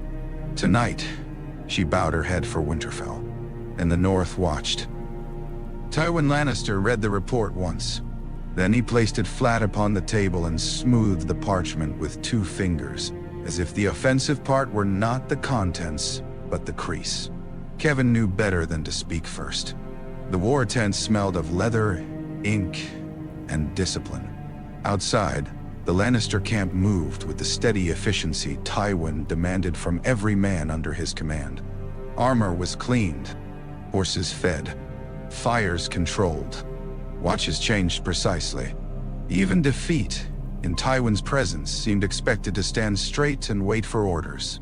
Rain whispered against the canvas. On the table lay the realm. Lions in the western crownlands, wolves and trout scattered across the riverlands, stags in the stormlands and on Dragonstone, roses, until now, waiting like a harvest no one had yet claimed. Tywin looked at the new marker Kevan had placed beside the wolf. A rose. Small thing. Painted wood. Almost pretty. He disliked it immediately. "When?" Tywin asked. 3 days passed, Kevan said. "At Riverrun. Before Northmen, river lords, and reach witnesses." She was crowned beside him. "No, Queen in the North? End of the Trident." Tywin's mouth tightened by the faintest degree. That was all. Kevan had seen his brother angry, though few men recognized it when it happened. Tywin's anger did not roar unless roaring served a purpose. It narrowed. It clarified. It removed distractions. Men who mistook quiet for calm often found themselves ruined by mourning. "Littlefinger failed," Tywin said. "He may not have reached them in time. Failure explained is still failure." Kevan inclined his head. Tywin moved the rose marker with 1 finger, placing it more firmly beside the wolf. "Olenna." "Yes." Mace would have gone where the applause was loudest. Loras toward vengeance. The girl toward the safest crown she could reach. "This is Olenna's work." "Perhaps the girl's too," Kevan said. Reports from Renly's camp suggested she was not unwilling. Tywin looked at him. Kevan did not retreat from the statement. He was one of the few men in Westeros permitted to offer Tywin truths without first wrapping them in perfume. Tywin returned his gaze to the map. "The girl is trained. That is not the same as capable." "Nani?" "Cersei was trained." Tywin's eyes lifted again. Kevan sighed. "I mean only that training does not prevent will." "No," Tywin said coldly. "It often gives will better manners." A servant entered with wine. Tywin did not look at him, and the boy poured without spilling, which spoke well of either his nerves or terror. When he left, Kevan moved closer to the table. "This changes matters," he said. "Yes, the capital needs food. Yes, without the Tyrells, I am aware of what mouths require." Kevan fell silent. Tywin stared at King's Landing on the map. Joffrey sat there like a jeweled disease. Cersei, convinced cunning was the same as suspicion, would already be blaming Tyrion, the Tyrells, the Starks, the gods, and perhaps the cooks. Tyrion, for all his deformity and insolence, would at least understand the danger. But understanding was not solving. The city was hungry. Hungry cities listened to whispers. Without Highgarden, the Iron Throne held walls, crowns, wildfire perhaps, and a boy king whose instincts turned every inconvenience into cruelty. The execution of Eddard Stark had been a blunder of historic proportions. Tywin had known it the moment the Raven came, not because Stark deserved life. Deserving had nothing to do with statecraft. Eddard Stark alive was a hostage, a bargaining piece, a weight on Robb Stark's every decision. Dead, he became a banner no rain could soak. Now Margaery Tyrell had wrapped that banner in roses. The boy broke his Frey pact, Tywin said. He offered compensation. Tywin almost smiled. Not with amusement. Olenna again. Walder Frey will not forgive it. No die. But resentment is not allegiance. No. Can it become allegiance? With proper handling? Kevin nodded. Bolton? Tywin's fingers rested near the gray flayed man marker among Stark forces. Roose Bolton is cautious. Too cautious. No such thing if caution eventually chooses. And if it does not, then caution becomes irrelevance. A horn sounded faintly outside. Tywin ignored it. Kevin studied the map. The Stark boy is stronger now, but he has made enemies inside his own alliance. Frey insulted. Karstark doubtful. Bolton uncertain. Northmen suspicious of southern influence. Riverlords desperate. Tyrell's strength may feed him, but it may also make him look dependent. Nah. Tywin gave him a brief approving glance. Yes. We exploit that? We exploit everything. He lifted the rose marker and turned it between his fingers. Margaery Tyrell. A girl of beauty and charm, already sold once into Renly's pageant. Tywin had expected Highgarden to behave as ambition usually behaved, seek the largest visible prize. The Iron Throne glittered. Joffrey needed a bride. The Tyrells wanted a crown. It should have been simple. Olenna had chosen the less glittering crown because she had noticed the poison on the larger one. Annoying woman. What of the girl herself? Kevin asked. Tywin placed the marker down. She gives Stark legitimacy in the south. Softens his image. Makes his rebellion seem less provincial. Brings supplies. Creates songs. Men underestimate songs. Kevin looked surprised. Tywin's expression did not change. A starving soldier marches because he must. A fed soldier marches because he is ordered. A soldier who believes history watches him marches farther than both. And Margaery helps create that belief. She was raised to be adored. If she has sense, she will turn adoration toward him while appearing to receive it from him. A useful queen's trick. Kevin poured wine for himself. Could Cersei have done that? No. The answer came too quickly to be anything but truth. For a moment, Tywin saw his daughter as she was, not as the queen he had imagined shaping. Cersei understood possession, not partnership. She could inspire desire, fear, envy, even obedience for a time. But she could not make men love a king who disappointed her. She would resent the effort. She would resent the king. She would resent being necessary, and then resent not being worshipped for it. Margaery Tyrell, by contrast, might understand that power sometimes looked like kneeling first. Joffrey will be furious, Kevin said. Joffrey is frequently furious. He may act against Sansa Stark. Tywin's eyes cooled further. Then Tyrion will prevent him. If he can, he will, because he knows what happens if he fails.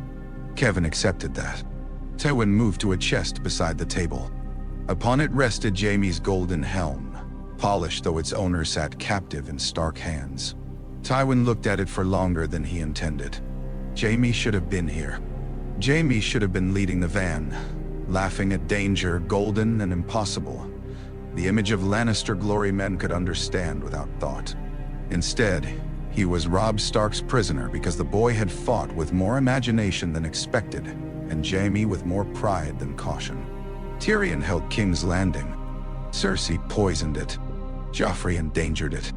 Jaime was caged. And now the Tyrell girl had chosen the wolf. It was not fear Tywin felt. Fear was for men without resources.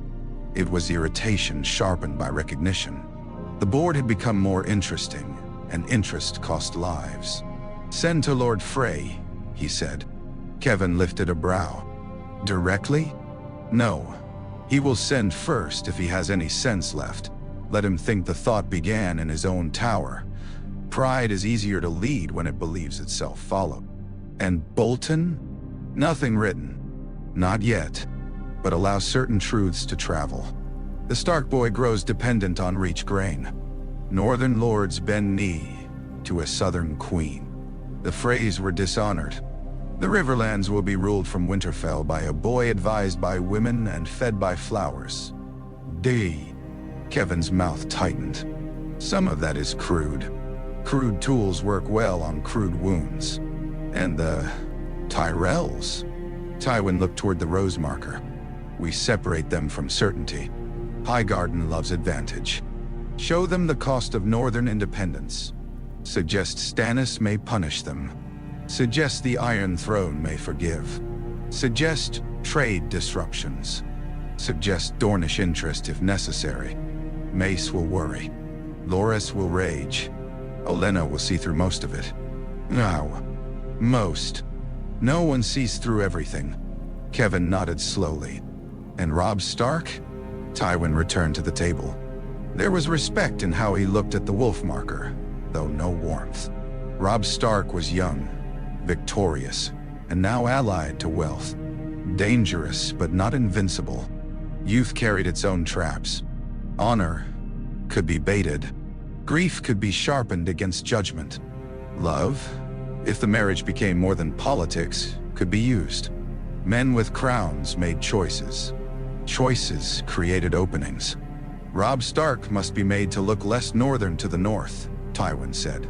Less reliable to the Riverlands, less profitable to the Reach, and less honorable to himself. Kevan absorbed that. A war of perception. All wars are wars of perception once the corpses are counted. Outside, thunder rolled over the Riverlands. A messenger entered, bowed low, and presented another parchment. Kevan took it, read, and grimaced. From King's Landing. Tywin held out his hand. The message was from Cersei. Too long, too emotional, too full of accusation disguised as urgency. Joffrey demanded vengeance. The people were restless. Tyrion was insolent. Sansa was ungrateful. The Tyrell betrayal proved what Cersei had always suspected, though of course she had suspected every possible thing at one time or another. She wanted Tywin to return. She wanted soldiers. She wanted food. She wanted certainty. Tywin folded the letter. "Burn it," he said. Kevan did. The flame took Cersei's words quickly, curling them black. Tywin looked again at the map. The rose beside the wolf seemed almost insolent in the candlelight. "Let the girl have her northern crown," he said. Kevan waited. Tywin's voice remained even. Crowns make excellent handles when one needs to pull a head down. The first rumor arrived wearing a northern accent. That was how Margaery knew it had been well made.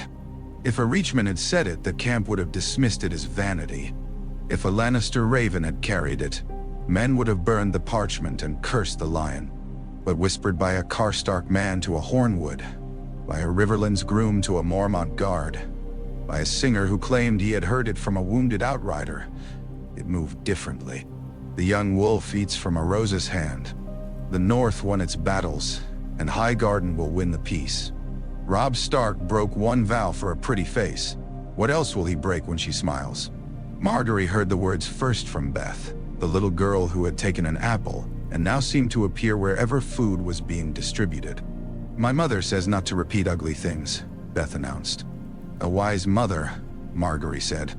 Beth considered this. "But if I repeat them to you, maybe you can make people stop saying them." Margaery lowered the inventory list in her hand. "That depends on the ugly thing." Beth leaned closer and whispered with solemn importance. "They say you're making King Robb soft." Loras, standing nearby, made a sound like a drawn blade. Margaery held up one finger without looking at him. "Do they?"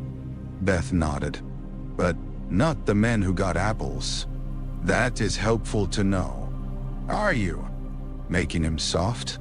"Yes." Margaery glanced across the yard. Robb was drilling with several young knights, his sword moving fast enough that the watching men cheered each hard strike. Sweat darkened his hair despite the cold. Gray wind lay nearby, bored by human attempts at violence. "No," Margaery said. "I think King Robb is quite difficult to soften." Beth seemed relieved. "I thought so." Rumors were like mold. Scraping them away from the surface did nothing if damp remained beneath. Margaery spent the next day learning where the damp lay. The Frey insult, of course. Men understood vows, even when they broke them. Some who despised Walder Frey still disliked the precedent. Rickard Karstark's grief and pride. He had lost sons to the war and saw every soft bed as theft from their memory. The old northern fear of southern courts, southern gods, southern smiles. Reach wagons becoming necessary too quickly. Tyrell men laughing too loudly over wine. Mace boasting about harvests as if he had personally convinced wheat to grow. And underneath all of it, Tywin Lannister's hand. Not visible, but present in the elegance of the poison. Olenna confirmed it over supper. "It smells like lion," she said, tearing apart a piece of fish with unnecessary aggression. "Could be Frey," Margaery said. "Frey resentment is sour. This has been aged in a better cellar." Loras scowled. "Let me challenge whoever spreads it." "To what?" Olenna asked. "Single combat against gossip? Shall we find rumor's champion and have you stab the heir? If men insult my sister, men will insult your sister until the day she dies, and afterward if their sons inherit poor manners. She cannot rule from behind your sword."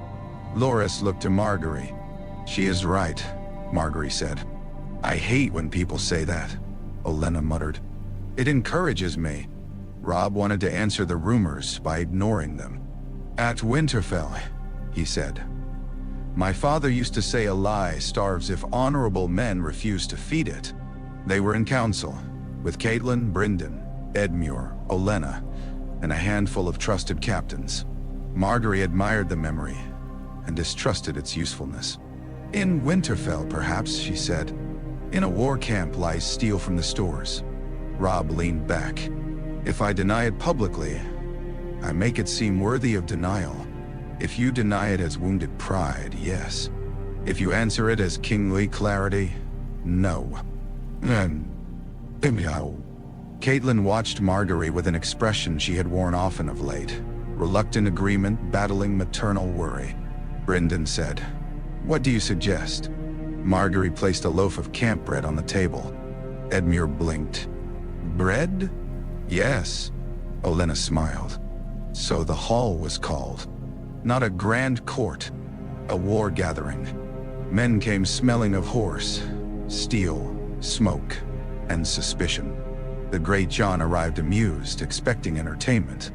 Rickard Karstark came grim as a winter road. Meg Mormont looked impatient. Roose Bolton took his place near a pillar, pale and quiet.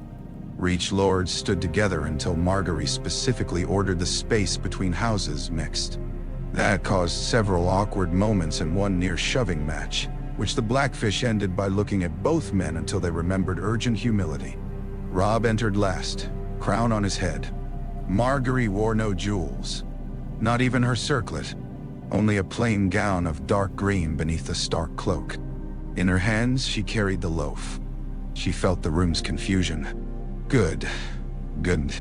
Confusion made a small opening where expectation had stood. Robb spoke first.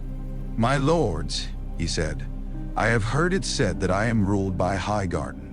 A murmur. Men shifted. Those who had repeated the rumor looked offended to hear it named. Robb's gaze moved across them. "If any man here believes I won the Whispering Wood because Lady Margaery whispered the order backward through time, speak now, and I will hear him." The Great John barked a laugh. Others followed, rough and relieved. Rickard Karstark did not laugh. Robb continued. If any man believes my father died because of roses, he is a fool. If any man believes our dead care whether bread comes from the reach or the neck, he may explain it to the wounded who eat tonight because wagons arrived. Nay. Margaery stepped forward then. The hall quieted again, more wary now. She lifted the loaf. This was baked from Reach grain, she said. Ground by Reach mills, carried by Reach horses, guarded by Reach men, paid for by wealth my house has gathered over generations. She turned slightly and placed it in Robb's hands. And now it is given by order of your king. Robb held it. I do not feed you to make you mine, Margaery said. You are not mine to claim. You are sworn to house Stark, to the Riverlord's cause, to the memory of Eddard Stark, to the kingdom you named with your own voices. I'm not here to replace that oath. I'm here because I took one beside it. Some faces changed, not softened. Listening, I know what some of you see when you look at me, she said. A Southron girl, a Reach bride, a woman who wore one crown beside Renly Baratheon, and now wears another beside Robb Stark. You wonder whether I came for ambition. I did. Honesty struck harder than denial. The hall went very still. I was raised in Highgarden, Margaery continued. We do not teach our daughters to despise power. We teach them to understand it. Any lord who says he does not want power should surrender his banners and take vows before sunset. The great John laughed again, louder this time. Even Maeg Mormont looked amused. Margaery let the sound settle, but ambition may serve more than itself. I chose this crown knowing it was colder, poorer, harsher, and more dangerous than the one offered in King's Landing. I chose a king who had already been crowned by his men, not one needing my smile to hide his cruelty. I chose a people who might never love me over a court that would flatter me while sharpening knives. If that makes me foolish, say so. If that makes me soft, test me in winter. Nay? Rickard Karstark's eyes fixed on her. There, she thought. Not won, but reached. She turned to him deliberately. Lord Karstark, your sons died in this war. His face hardened further. I will not tell you bread answers that. It does not. I will not tell you songs answer that. They do not. But I will tell you that hungry men die faster, angry men can be baited, and grieving houses can be used by enemies who care nothing for their dead.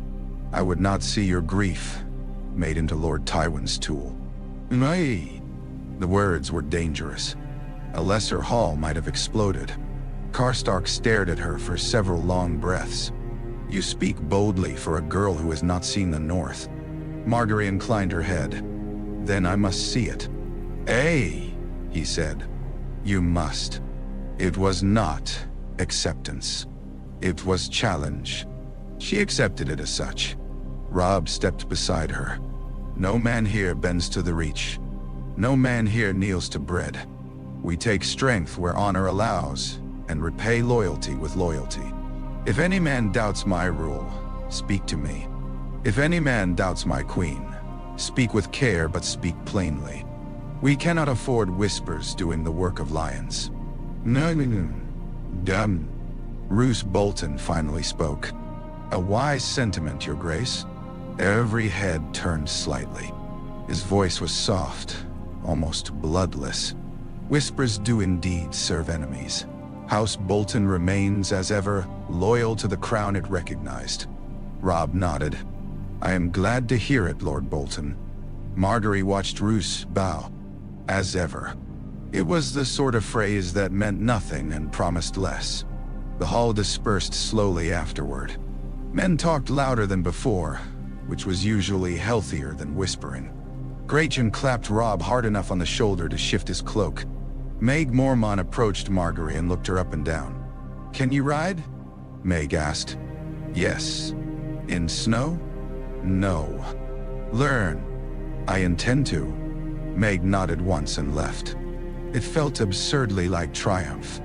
Later, when only a few remained, Robb handed the loaf back to Margaery. You did well. We did well. You admitted ambition to Northmen. They value honesty. They value strength. Honesty can be strength when everyone expects perfume. He smiled faintly. Perfume? You know what I mean. I am learning. Catelyn approached then. For a moment, she said nothing. Then she adjusted the Stark cloak on Margaery's shoulder, where it had slipped during the speech. A northern cloak is worn higher, she said. Margaery looked at her. Catelyn's hands lingered only long enough to settle the wool properly. It keeps out the wind. Then she walked away. Margaery stood very still. Robb had seen. His expression was gentle but wisely silent. From the pillar, Roose Bolton's place was empty. Margaery looked toward it and felt the victory of the hall shrink into something more temporary. They had answered one rumor. They had not found the mouth that fed it. Somewhere beyond Riverrun, Tywin Lannister would hear that the first seed had not taken deep enough and would plant another. That was the trouble with gardens. They required constant tending. And sometimes, beneath the flowers, things waited with roots of rot. Night made Riverrun look less like a castle and more like a ship caught between black rivers. From the walls, Margaery could see the camps spread beyond the torchlit perimeter. Northern fires burning low and practical. Riverland tents clustered with the weary familiarity of men defending their own soil. Reach pavilions still too orderly, too bright in places, though mud had begun its democratic work on all colors. Direwolf and rose banners moved in the cold wind, not together exactly, but no longer entirely apart. Below, the rivers whispered around stone. Robb stood beside her with a raven's message in one hand. Walder delays, he said. Oh. Of course he does. You sound like my mother. I will take that as honor. You should. His voice carried warmth when he spoke of Catelyn, even through all the pain between them. Margaery had noticed that grief made Robb more formal with most people and more careful with his mother. He feared adding to her burdens. Catelyn feared losing him. Between them stood all the words love could not safely say in wartime. What exactly did he write? Margaery asked. Robb handed her the parchment. Lord Walder's words crawled across the page in a maester's neat hand, full of courtesy, injury, and oily patience. He praised Robb's victories, lamented the change of marriage, expressed consideration of the generous terms, mentioned Rosalind's tender heart, mentioned House Frey's ancient loyalty, mentioned the crossing without mentioning threat. It was a letter made of doors left deliberately half open. He wants us uncertain, Margaery said. Yes, he wants Tywin to know he is uncertain too. Robb looked at her. You think he has sent to Tywin already? I think he sent before the ink dried on this. Robb's jaw tightened. Then I should have refused compensation and named him enemy outright. No, Margaery said. Then every lord anxious about his own dignity would wonder if Robb Stark punishes insult before negotiation. You did the right thing. It may not matter. Right things often do not matter enough. That is why they require help. He leaned on the battlement. Wind moved through his hair. In torchlight, he looked older than in the courtyard, and younger than in council. It struck Margaery suddenly that they were strangers married before armies, expected to build trust faster than ordinary people built acquaintance. Renly had been easy to speak with because little depended on truth between them. Robb was harder. Truth mattered too much. Do you regret it? He asked. She knew what he meant. No. You answered quickly. Would a pause comfort you? It might make me believe you had considered. I considered before I came. He looked out over the camps. I did not. Margaery absorbed that without flinching. Robb closed his eyes briefly. That was badly said. It was honestly said. I mean, I considered the alliance, the war, the need, but marriage? He exhaled. My father and mother built theirs over years. It was not what either expected. They made it real. I used to think that was simply what honorable people did. And now? Now I wonder whether honor is enough. Margaery rested her hands on the cold stone. It was not enough to keep your father alive. No. It was not enough to keep Renly alive. No. It may not be enough to keep us alive. Robb turned toward her. But it may be enough to begin with, she said. If we add sense to it, patience, a little suspicion where needed, a willingness not to mistake discomfort for betrayal. He smiled faintly. That last one sounds aimed at my lords. And mine. And me? And me. The admission seemed to please him more than reassurance would have. Grey Wind, lying near the stair, lifted his head toward the dark road beyond the camp. A low growl moved through him. Robb straightened at once. Margaery followed his gaze but saw only darkness, torch shimmer, moving shadows. "What is it?" she asked. "Riders," Robb said. She had not heard anything. Then, after a few heartbeats, she did. Faint hoofbeats, uneven and urgent. Men at the gate called out. Torches moved. A horn sounded once, not alarm but warning. Robb was already walking toward the stairs, and Margaery lifted her skirts to follow. "You need not," he began. "I am coming." He did not argue. That, she thought, was progress. By the time they reached the yard, guards had surrounded 3 riders whose horses looked near collapse. Mud covered them almost beyond recognition. One wore the badge of House Manderly beneath filth. Another had an arrow shaft broken off in his shoulder. The third was young, shaking and clutching a leather tube. Robb reached them first. From the north, the Manderly man tried to kneel and nearly fell. "White Harbor, Your Grace." Then through the neck. Message passed by Crannogman, not by Raven.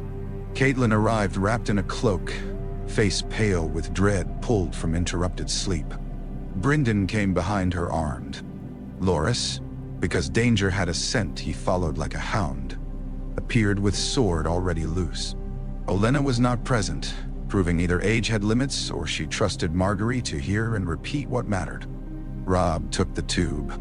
His hands were steady as he opened it. Margaery watched his face, afraid now not of bad news alone but of hope. Hope could be crueler if mishandled. He read. The yard held its breath. Then Robb looked at Catelyn. "They found no bodies," he said. Catelyn made no sound. Robb read further, faster now. Winterfell burned after Bolton men approached. Theon held the castle, but confusion followed. There are reports of 2 boys killed and displayed, but the faces were... He stopped, swallowing. Margaery stepped closer, reading over his arm without asking permission. Burned beyond knowing. Servants whisper the young princes may have escaped before display. A woman of the kitchen's missing. The Walders taken by Ironmen but later seen alive. Theon Greyjoy believed betrayed by his own or by forces under the Bastard of Bolton. Ramsay Snow moving in the area with men of the Dreadfort.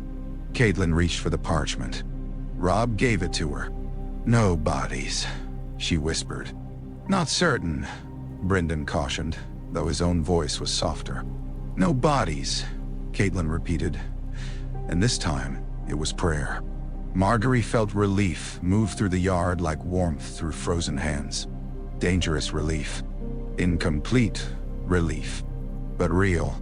Robb looked at her, and for a moment the night before returned. Find the truth before the realm teaches itself the worst version.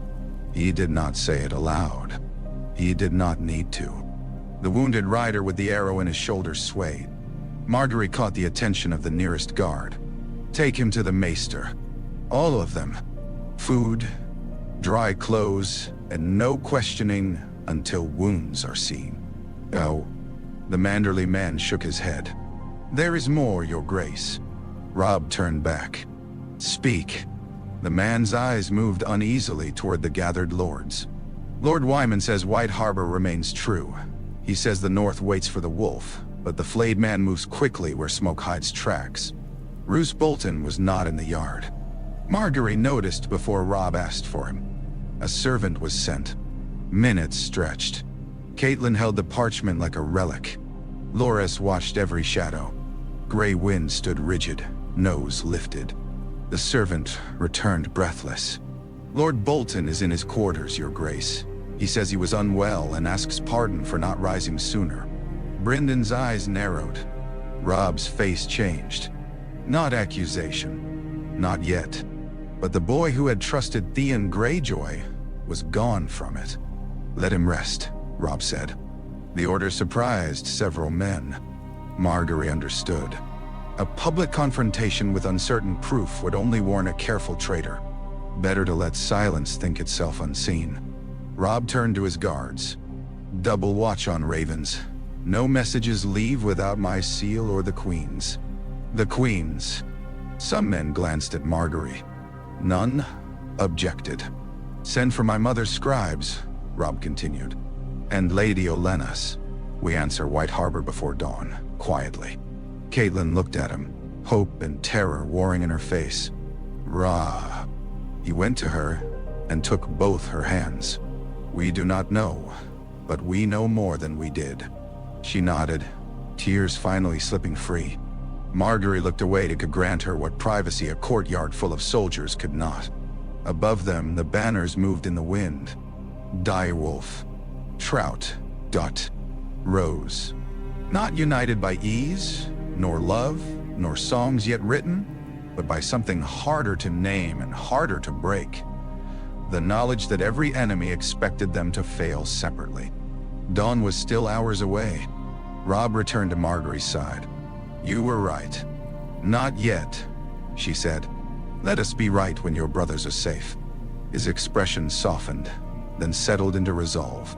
Together they looked north, though only darkness lay beyond the walls.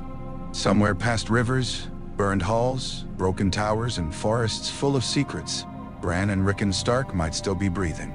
Somewhere, Theon Greyjoy's betrayal had opened the door to a darker treachery. Somewhere, Ramsay Snow moved through ashes with a bastard's hunger and a flayed man's inheritance waiting behind him. And somewhere farther south and west, Tywin Lannister would soon learn that Winterfell's fall had not broken Robb Stark quickly enough. Margaery felt the crown on her brow and the Stark cloak heavy around her shoulders. She had thought the wedding made her Queen of the North. She understood now it had only named a task. The North was not a place one married.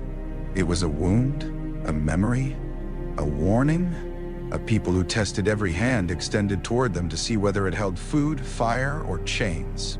She looked at Robb, at Catelyn, at Grey Wind, at the exhausted riders being carried toward warmth, and silently made her first true northern vow. Let the lions whisper. Let the Freys brood. Let the Boltons hide knives beneath pale courtesy. The rose had come to the snow, and it had not come unarmed.